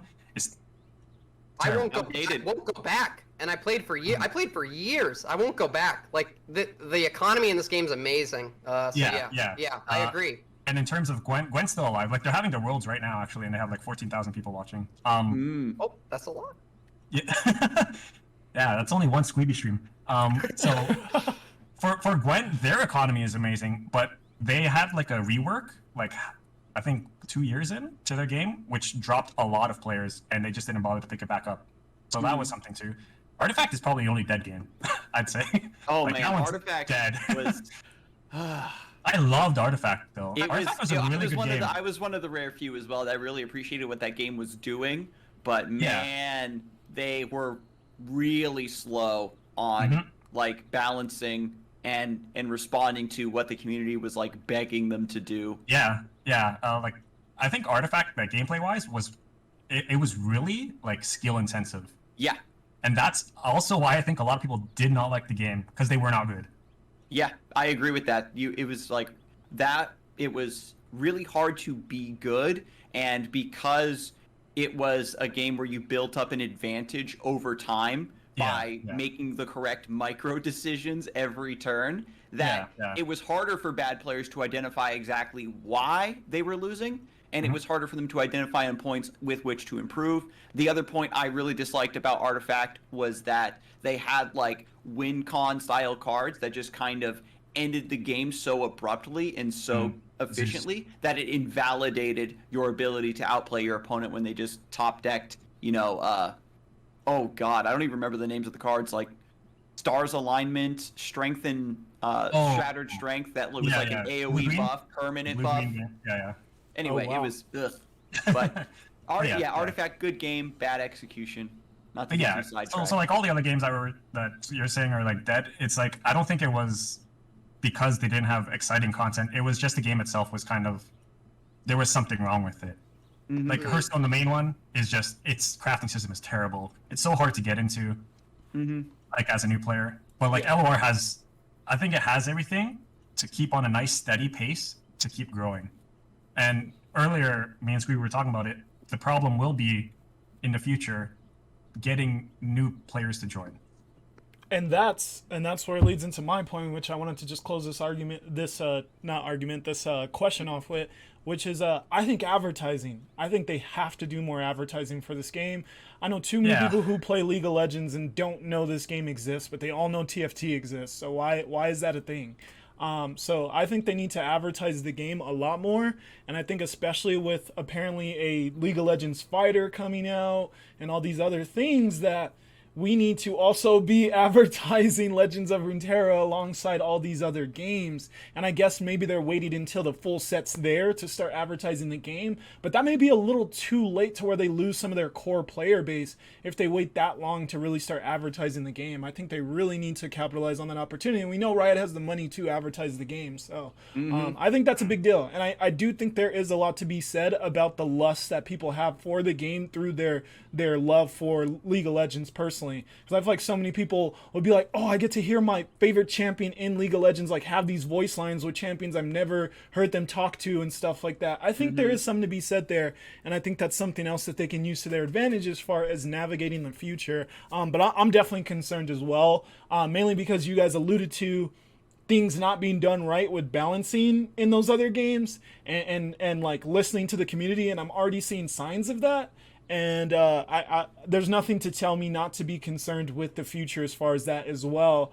Especially once again when you hear things from devs saying like we don't want to do token buffs, and then they do that exactly with Malphite and Talia, it doesn't make me think that they're going to do things properly moving forward. So I'm concerned definitely moving forward, but we can leave things there. Let's try to knock out these last couple of questions. So let's go into question 7, which is going to be: is the current Legends of Runeterra meta diverse, polarized, or just unfun? And you could add kinda onto any of those because I know it's kind of a scapegoat to make it a little bit easier of a question. So let's start with Shadox here. Is the current meta diverse, kind of diverse, polarized, kind of polarized, or unfun, or kind of unfun? Or none of the above. That's also an option. I want to say in the tournament scene, it's an okay meta. Like you have decks or you have lineups that can target Gnosis. You have lineups that can target TLC. You've got lineups that are just triple aggro. So I think the tournament meta is like okay at the moment. I will say it's a bit dull because it kind of like there are still lineups from like last seasonals that are still good. Like you can go like TLC, Gnosis, and like Ezreal Draven, and that's probably one of the popular lineups, I would say, like in theory, but it loses to things that are targeting it. So in terms of tournament meta, I think it's okay. In terms of ladder, I think it's pretty, I'd probably say polarized a bit. Like it's a lot of rock, paper, scissors kind of thing. Yeah. Okay. Because you got Gnosis, and then you've got Irelia, and then Gnosis should beat Irelia, and you've got Irelia versus like anything else, and then you've got anything else like into Gnosis. Like it's just kind of, it's a lot more coin flippy than usual. So I'd say it's pretty polarized. I think that then exemplifies the issue that most of you guys have said with qualification going through ladder, is that then you absolutely need to focus more on cleaning up ladder and making it less polarized, if then it's going to be a formal qualification. But Squeeby, how do you feel here? Yeah, same boat as Shadox on this one. Okay. It's very rock, paper, scissors. I don't even think like the Nessus is sadly probably like pretty close to 50-50 now with Aurelia Azir if you're running 3 Homecoming. I've been talking to top players who play the deck, and that's that's what they believe. And then tournament meta is always going to be better because you can ban and you can like kind of have a more cohesive strategy. There is like surprise factor can work in terms of like, a surprise lineup. Like Cephalplod was able to dominate that one fight night with Overwhelms, and so was Rico Rex. Like those are really cool moments that can happen in tournament that you want. Like people can kind of catch on to that faster in ladder. But I will say to their credit, like this is still a good. It's a good like the top tier of decks. There's still a good number of them compared to other card games, especially paper card games where there's really actually only 1 to 2 viable decks even in tournaments. So we've always kind of had that going for us. So yeah, like it is a positive, but that's like it's also our baseline. Like that's what we should be expecting, because that's what the game has always delivered for us. So it is not the most diverse meta we've ever had, and I am looking forward to the changes. But it's not the worst thing in the world either. Yeah. Yep. I think I would agree with that. Skarzik's thoughts? So I actually want to take the line and say that the meta is unfun. When you're considering like the competitive scene, you have a lot of choices potentially when you're targeting lineups or just constructing your lineups. When it comes to the ladder, even without competitive qualification being a factor, players are just naturally incentivized to play the strongest decks.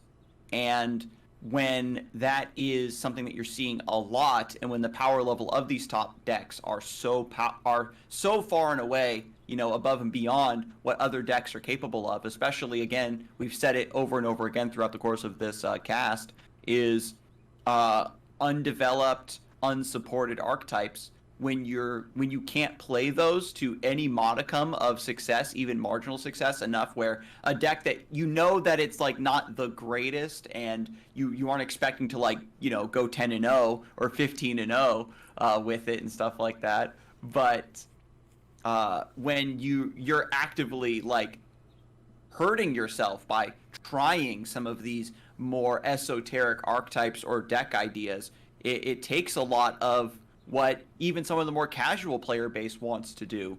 And even some content creators, Shadox touched on this earlier, that are kind of famous for playing some off-meta or, more for fun archetypes, have voiced their opinions that, this is like one of the first metas that they felt where they're being actively punished for trying to play new cards.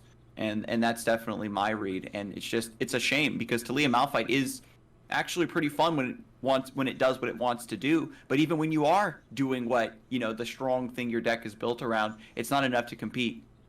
Can I piggyback off of that for a second, too? Yeah. I had a point that ties into this about it being unfun, and this also has me worried for different reasons. It's like the amount of top creators that are taking a break from the game right now and have been, has me super sad and also kind of worried, I guess, for the future in a way. We have Swim taking a break. We have BBG, who's now a TFT streamer for a bit. We have Alan, who is a Valorant streamer. Majin plays League of Legends sometimes. These are they're obviously within the right to do playing tons of TFT and Saucy Mailman, they should be playing what they want to have fun, but that says something about the state of Runeterra right now and the balance and the cadence of the balance.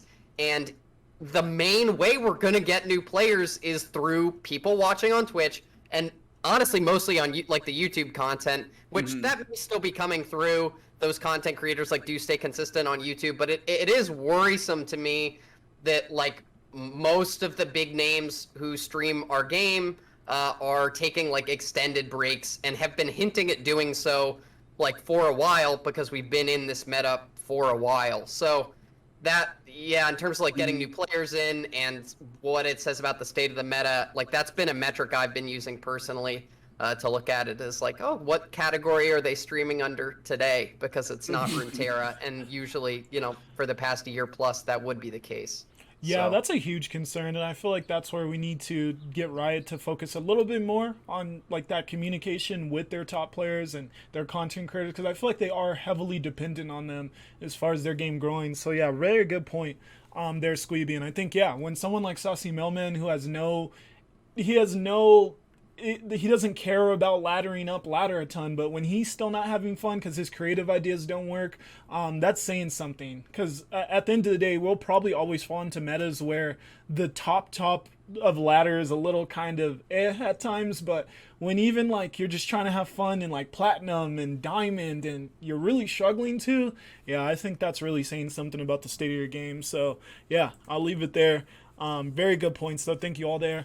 All right, so with the release of more information and official standings for Worlds qualifications, are we currently satisfied with our options for qualifying for World? Yes or no, and why? Let's start with Squeeby here. I'm currently qualified for Worlds, so I'm gonna start off with that. Let's go. Let's go. I'm not a huge fan. I like the world system. I think that the top 4 for seasonal lock-in is cool. I think the seasonal points, the more I've thought about it, the more it makes sense and I like it, but kind of tying into sponsored events and stuff like that. I would love to see more opportunity to earn seasonal points throughout the season than just the seasonals. Community events, I don't know, it would reward players who are willing to put in more time for the game, which a lot of the top players are doing anyway. We are just playing in these side tournaments, so I'd like that to even spread it over a larger sample of tournaments.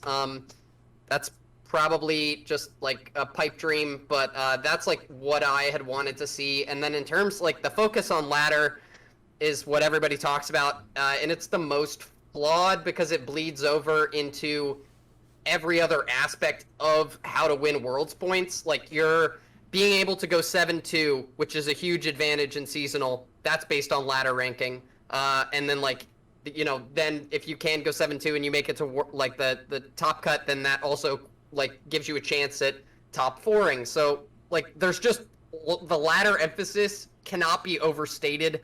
How heavy it is and how it impacts every other way you qualify for Worlds, and I'd like to see that either switched more to like an emphasis on tournaments, or we have to improve ladder and make it more competitive, because when you are in this sort of coin flip environment, it does make it hard. Like, skill expression is going to be there. The top players are going to be able to reach the top, but only the top players who want to put in 80 hours a month grinding ladder. I mean, if you seriously want to be a top player, like, you're going to have to be putting in just these crazy amounts of reps. And so that it doesn't mean, like, there are amazing players who are just not going to be top 100. Like, it's for sure. They just don't want, they have real life commitments, they have jobs, they have families, they can't put in the time, and we are neglecting these players who maybe they would be doing much better and getting more points if they were playing in tournaments, which is, you know, how other card games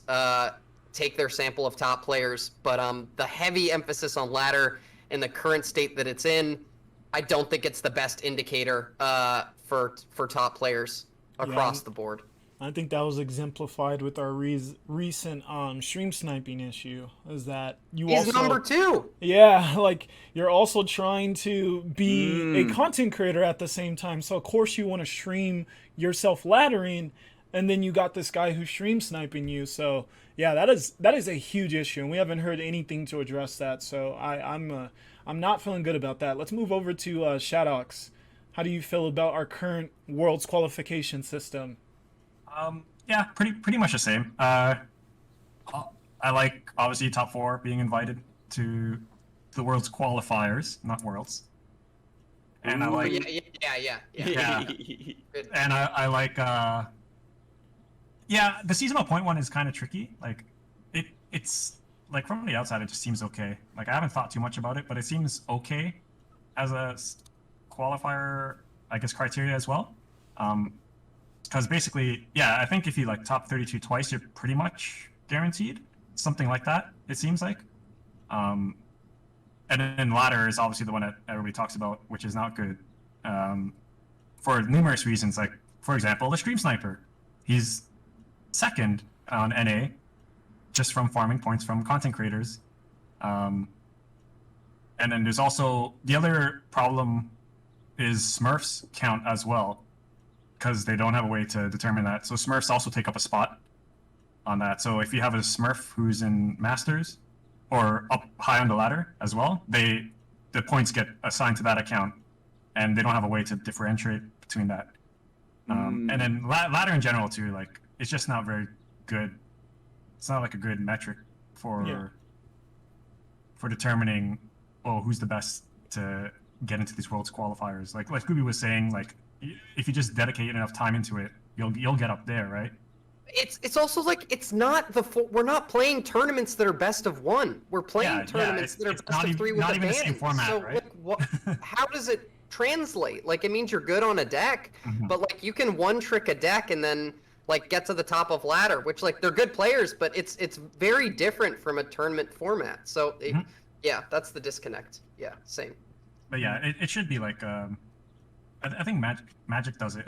Arena does it, where they have like 2 separate ladders, right? Like a best of 1 and a best of 3, I think, something like that. And then yeah, they should have like whatever the format for seasonals is, should be like the format for the ladder that counts. Okay, but yeah, and I'm sure you've heard the counter argument there, though, is that you don't want to split the player base, and then you end up in this tricky situation. Yeah. So you don't want to split the player base, but at the same time, it doesn't mean there's not going to be people playing that one. Like I said before, the main player base is actually people who play for fun, casually. Like, there's way more of them. There's like thousands of them for each one of us. Yeah. That play like competitively. So that's something you need to keep like in the back of your head. And yeah, some people will say, "Oh, why would I play this one? It doesn't mean anything." People still do it. Like, look at Hearthstone Wild. People still play that, and it doesn't mean anything. And like, there's people grinding that out. Same with Arena. It doesn't mean anything. People grind that out. Yeah. So yeah, you don't want to split the player base is something I can understand. Another thing was, it's time consuming, which I think is like a more valid point, because best of 3s take like a long time compared to like just spamming aggro on ladder, taking my win or loss, and just going on to the next one. Yeah. Yeah, but yeah, obviously so it's, we want. it's tricky. Yeah, it's Yeah, tricky. we want skill to matter though. So Mhm. I think if more time has to be committed, people will be probably okay with that. But yeah, I feel like I honestly I get that the other argument's better, but I think the bigger concern is that Riot isn't sure that splitting their player base will go the way that they wanted to. So that's where they're a little concerned. Mhm. Scarzigs, thoughts? So it's out of everybody here, I think I'm like the least competitive player. So qualifying for Worlds, like I just have to kind of go with, I have to trust that Riot is going to take the feedback from the community and make it as satisfactory as they can. Like again, changing the Swiss rounds for the seasonal tournament is huge, and I'm really glad that they implemented that. I would like for them to have some sort of official sanctioning of grassroots tournaments to maybe get a handful of seasonal points. That would be fantastic. I would like also perhaps for them to have maybe a system where once you get to Masters, right? Or they add another tier above Masters, like once you get like above Masters, I don't know what a number would be. Y'all would know what like the proper number would be. Masters 150, Masters 200 LP, just so that they know you're serious. Then you can choose to queue for best of threes, and then you start like getting a best of three elo that you can use to maybe properly qualify for Worlds. And then when you have like an environment where all the pro players are sort of the hardcore pro players are like sort of cordoned off in their own, battle royale of trying to take each other down, you can actually start collecting much more consistent data about matchups, right? Not just, well, this deck has a 50% win rate, and it's like, well, that's because every other deck is trying to tech for a wide ladder presence rather than directly target it. And so you get like more specific data collected from the best of the best players, so you can actually have better raw data about, matchups.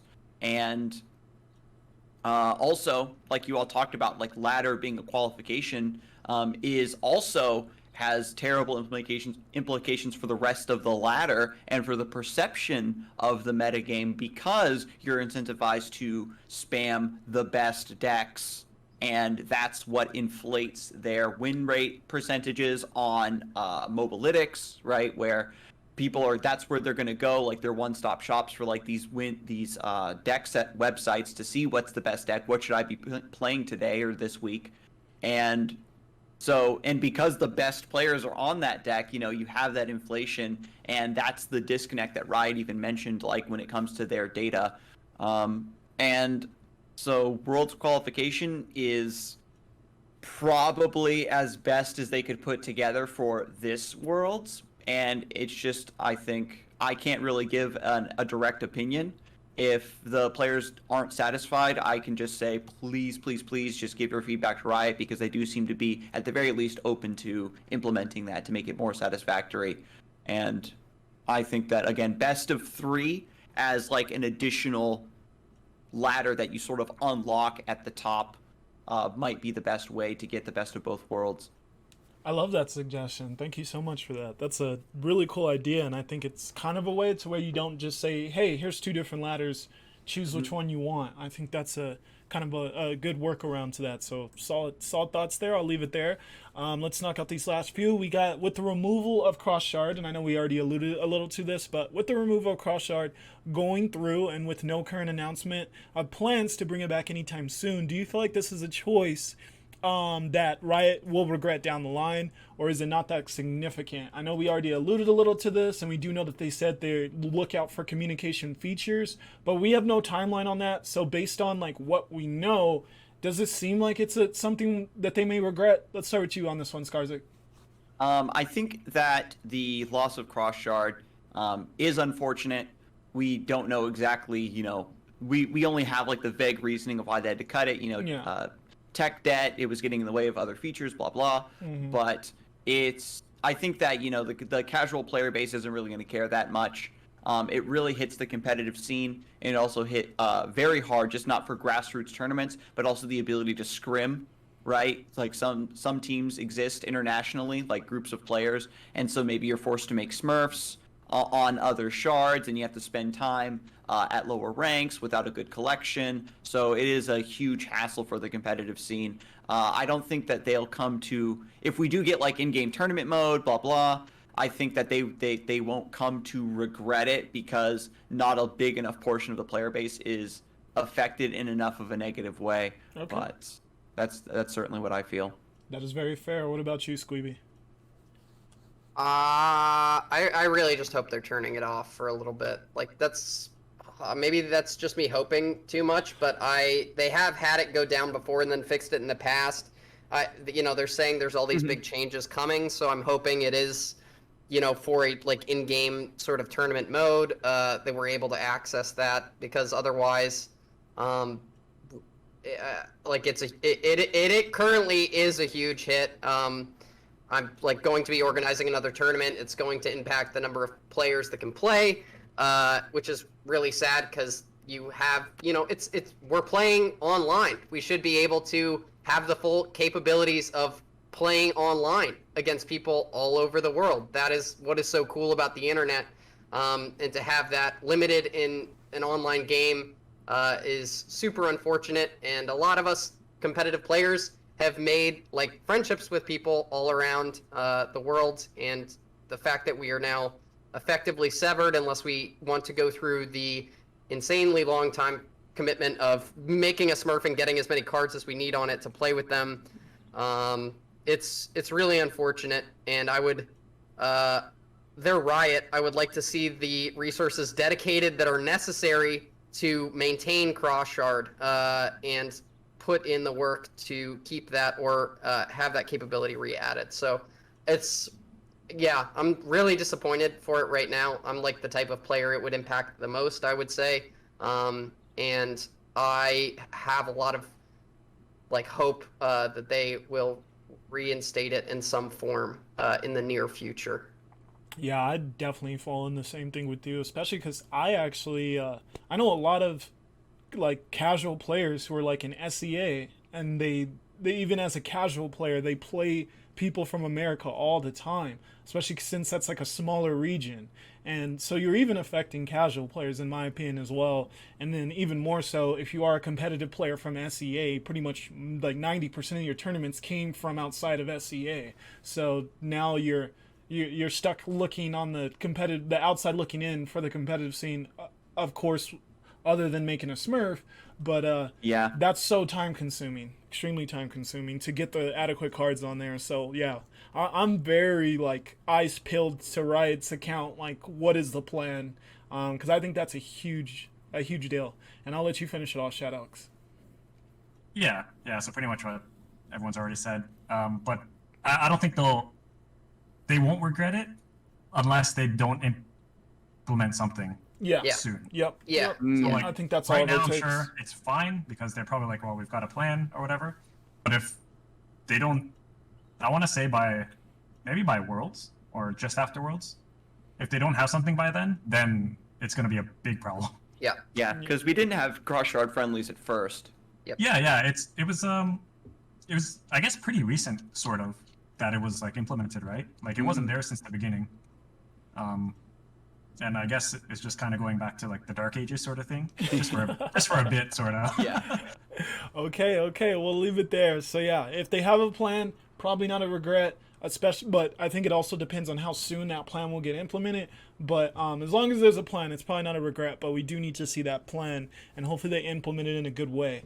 All right, question 10. We are all aware that viewers, when it comes to the people who tune into these tournaments, they love the spice. They want to see that off-meta deck. They want to see the unpopular deck shine when it comes to things like seasonals. However, with the recent patch 2.9.0, we saw zero changes to any top deck that isn't a Aurelia. So at the end of the day, if you had to, I feel like the best way to say this question is, if you had to pitch to someone who wants to get excited for seasonals why they should tune in, what do they have to look forward to other than obviously just watching top level players play against each other? How would you convince someone to tune in with the very small changes that we really saw to the meta?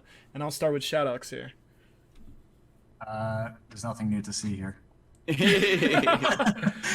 No, the terrible throws Really? isn't gonna take it. Okay, well, okay. On a serious note, yeah, it's like I said before, it's kind of the same meta with TLC and Nasus, probably being in like every lineup. It'll either have like TLC or Nasus or Irelia in like every lineup. The other two decks will probably just be either countering one of those other three.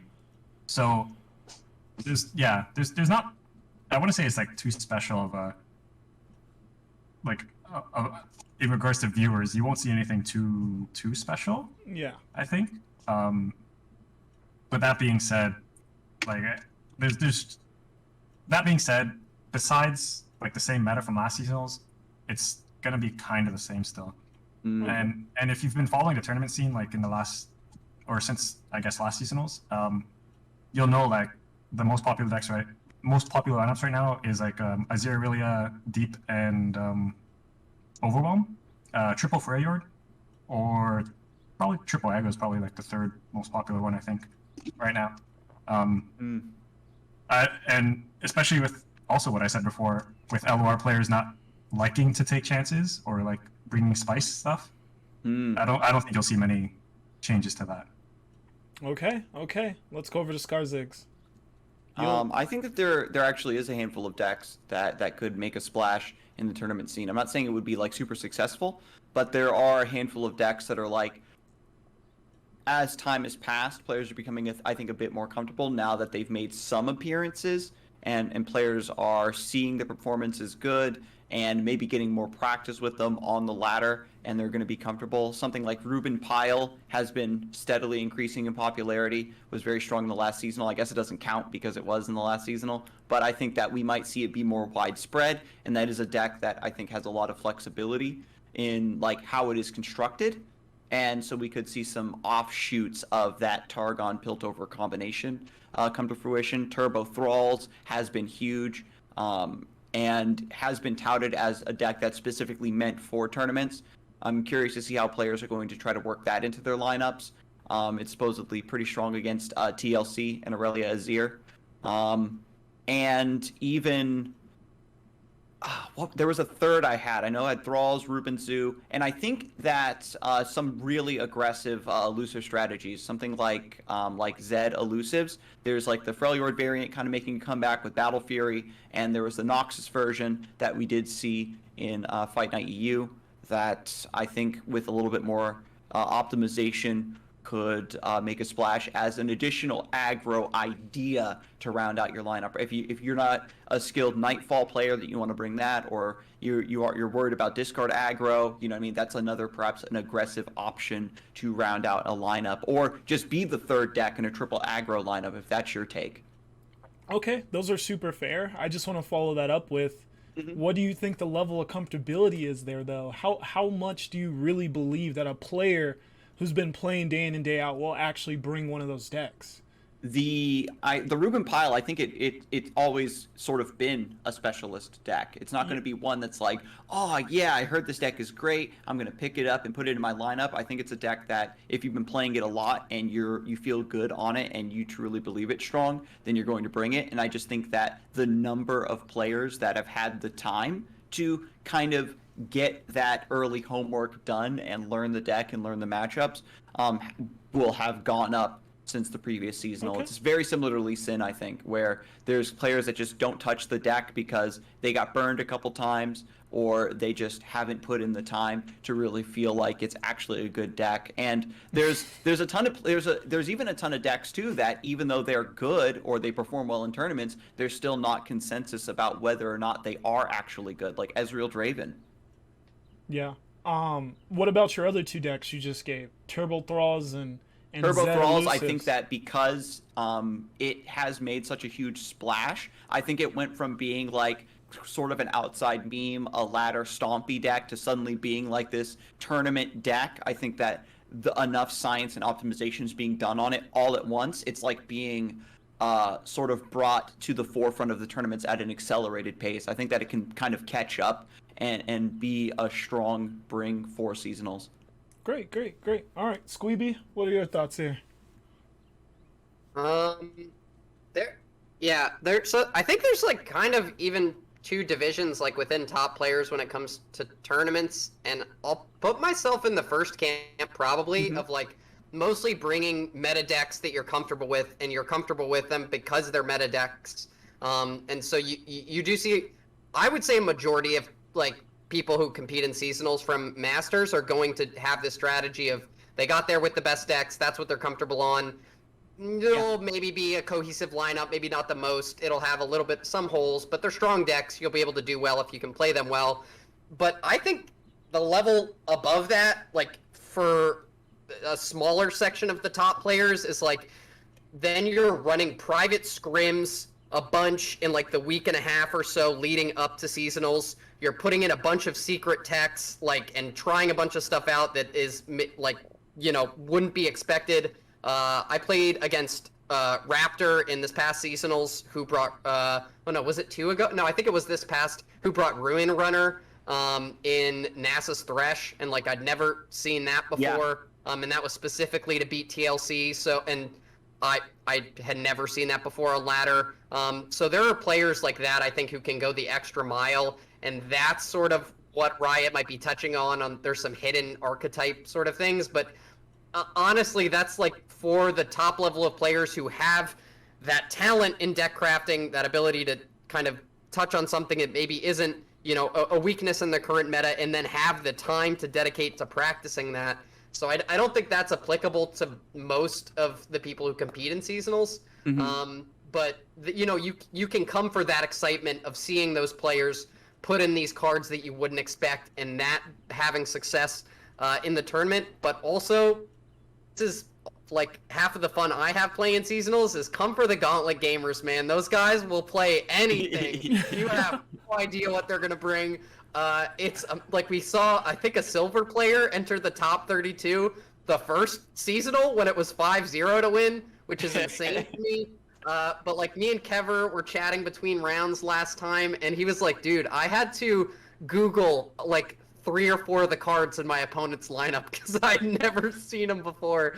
So yeah, you may have moments like that, maybe not after round 3 or 4, but the Gauntlet gamers, I love them, and that's where the excitement comes from. Heck yeah. Gotta shout out the Gauntlet gamers. No, you bring up a lot of super fair points, and I think especially with your like techs for the best decks, or maybe even like trying to craft some super spicy anti-meta deck, the biggest thing with that is time. I just feel like so many people are putting so much time in, either I'm focused on my content, as so I can only put so much time into like building these really good decks, or I'm focused on laddering and staying in a good spot on ladder. So it's just so hard to have time for doing what you want to do throughout a season, and then also having time to then like tech these matchups and really figure out what's the hidden like thing that you want to add to these lineups and matchups as far as like a big event like seasonal. So yeah, that's kind of where I feel like it's hard to really get a lot of that. But yeah, we'll look out for the Gauntlet gamers, for our fans of those spicy decks for sure. Let's finish out these last few questions though, and then I can let you lovely people get on with the rest of your day. Last 2 questions, and these are a decent bit quicker. And we've kind of already alluded to the last one, so we can just kind of surface level with the last question. But second to last question here, question 11. Who is the most underrated champion right now, in your guys' opinion? I always like to ask a little bit of like, what's the underrated card? Because it's just an interesting thing, and I feel like perspectives are always so widely varying when it comes to this topic. So let's start with Shadox. Who is the underrated champion right now? Underrated as in not played but good? I'd probably say Swain. I think Swain needs to see a bit more play. Because I think he's in a decent spot right now. Yeah, I would kind of agree with that, because you're not seeing, I don't know, we're used to more Targon dominance in most metas, and that means less. That means less Equinox, and I feel like Equinox is like that super feels bad answer to what Swain tries to accomplish. Otherwise, yeah, I would agree. He's not in a bad spot. Because on top of that, you know, Fearsome, his effect can wipe the board if he does get a nice hit off. Yeah. So, and yeah, like I feel if you can put him in a nice deck with a nice lineup, then he can like really do a lot for you. Okay. I like that. Let's go over to Squeevy. I've got a better answer than that. Oh, Are you ready? I'm ready. Garen. Okay. Ooh. He is how I reached Masters this season with all the Aurelia Zir players. if they're swinging in with the blades and then you're able to level him and you have a lifesteal unit on the board, you're getting multiple swings with it. Also against TLC, if you're able to get the level, the rally is really important if they don't have a Ruin or a Vengeance. It's weird because, yeah, I just was surprised with how much success I was having with him in the current meta. I feel like he's still decent, although I think Dragons, which is his best deck, is not great right now. But as a champion, he was just overperforming for me a little while ago, and I was super happy with that. So gotta shout him out. No, that's awesome. It may be a mistake that I did it, but I played in a few tournaments like a little while ago, and I was teching a 1 of Garen into Shin Jarvan. Just because I like the idea. I like the idea of using him specifically for that Azir Aurelia matchup. So yeah, I would agree there. I really like. He's a cool splash. Like you can get a ton of value out of. Yeah, I like that. Yeah. Yep. All right, Skarzix, thoughts. I agree fully with those answers. Swain, I think, has a lot of potential in something that's perhaps a bit more even tempo-oriented, where you aren't relying on the Leviathan anymore. Garen, I was running it. I have a very, very, very mid-range dragon with Shyvana, Garen, and Jarvan. That just wants to get that rally. I've seen it. A friend of mine sent me a random deck list with Demacia Freljord, and Garen is stomping right now. Really good example. But my pick was Sivir. I think that Sivir is immensely underexplored. 5 attack on quick attack hits so many things in the mid game. The spell shield makes her even safer, so that like you're able to swing in against a lot of combat tricks that make really aggressive oriented champions like that feel very bad regardless. And she's, I think, the easiest achievable way to get that keyword sharing that has been such a devastating win condition that Riot's been trying to push for so long. And I think that there's still so many combinations of Sivir that's unexplored. And I'm one of those players too that I don't think I've explored her fully. And everybody in chat's always like singing the praises of Inner Sanctum and just popping off with her. So I think that she also kind of gets that underrated silver star. Yeah, I feel like her best deck hasn't quite been discovered.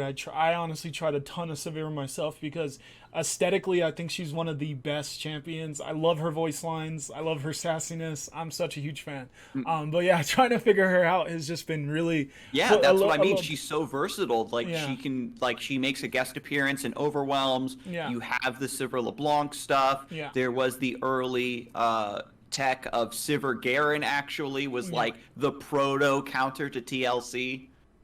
Yep. She has a ton of versatility, but just figuring out which exact deck utilizes her to the fullest extent and not running her as a 1 of in like Overwhelm is has been like the tricky thing, and it shall be interesting to see if anyone figures that out. And I would probably just agree with you guys. You guys all had like really good answers for this question, so I think we pretty much covered that. So let's get on to the last question of this Runeterra Roundtable, and thank you everyone who's kind of stuck with us for the entirety. Really appreciate the support. Last but not least, provide your best argument as to why large balance patches are good or bad for Legends of Runeterra. Let's go with Skarzix. Looks like you're already ready and primed. So now, the thing is that I want big balance patches, yeah. And I wanted to kind of take the opposite approach and I try to figure out like, what is the downside? Why wouldn't you want to do big balance patches? And, I guess the classic examples are just like if you have players that are returning, maybe haven't played in a long time, or they're coming back for a new set. If that new set's coupled with a big balance patch as well, then they aren't able to play their existing deck anymore as they're trying to gain the new cards, and that's just like a huge feels bad for them. And some players, get very specifically, they only like to play one deck. They want to play their favorite champion. If that deck or that archetype or just that card in general is no longer playable or something like that, then they just don't want to play anymore. There's always perhaps the downside again of driving away those existing players or returning players from kind of getting re-hooked on the game, because that's what you want. I think that Runeterra sort of has cultivated this culture of players leaving and then coming back and leaving and coming back. I think maybe even all card games are like that to some extent. And the counter argument to that counter argument is that the meta shifts constantly regardless if they're balance patched or not, your deck's probably, if you come back after a long enough time, it's not going to be viable, and that you should adapt. But I think that those are the reasons that maybe we aren't seeing like these huge balance patches. And there's always the worry, and Riot even said as much, that by buffing something, that you might unintentionally throw the meta into a worse state, or give an unintentional buff somewhere where it's not needed. And that's just what I wanted to present, because again, I love huge balance patches, but those are, I think, why it would be a bad idea to do so very consistently. No, that's very fair, and I appreciate you taking that stance of trying to validate why we would do the opposite. And I would just say, we got rid of a ton of Fiora players. Feels good to me. Yeah, I know. I'm the OG Fiora hater. Yeah. But all right, Squeeby, hit us with your take here.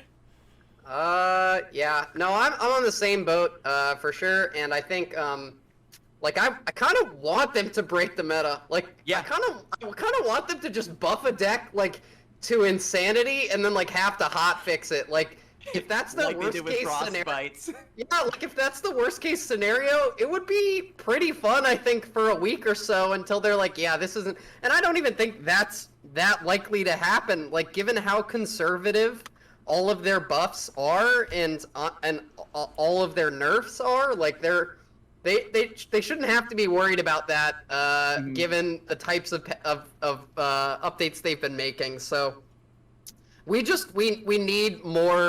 need more consistent changes in the meta, things that will materially change the meta. I'm happy to do it through buffs as opposed to nerfs. But yeah, that's where I stand on it. We just need more change, because after a patch like this previous one that we've had, and it doesn't change enough, it just is really demoralizing for the players who have felt like we're expecting a change, we really need a change.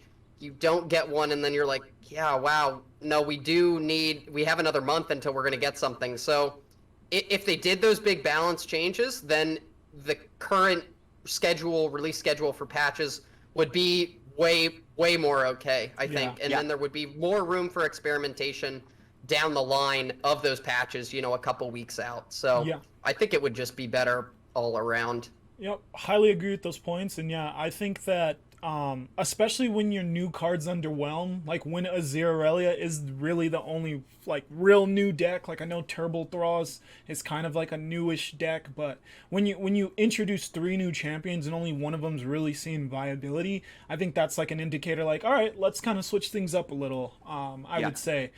So yeah, like, you swing in with a lot of new cards. If they don't hit, then it's time to implement the changes yourself, with some balancing personally.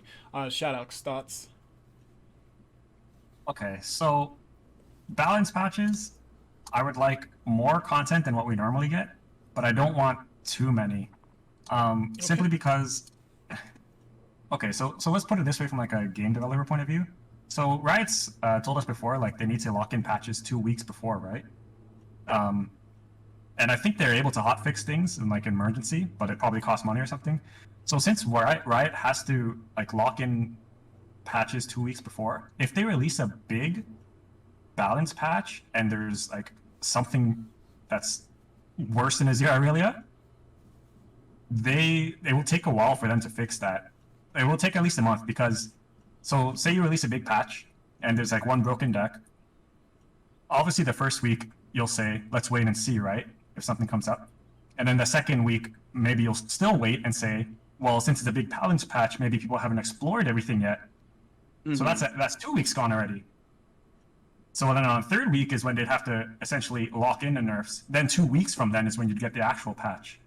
So if you change too many things at once, and there's one or more things that's like too weak, or if it was overbuffed or overtuned, you would wait like a long time for them to fix it. Whereas if you do it in smaller incremental changes, at least it's more like damage control, right? Whereas, like, okay, what did we get? Like, we got like 4 changes. So like, if they gave us like something like 8 changes maybe, and like 4 or 5 of them were like significant, at least that way they can kind of pinpoint on what they need to change a bit more, while changing up the state of the game. That's actually a very fair perspective, and unfortunately, it just kind of highlights the issue with the way that they have to balance the game.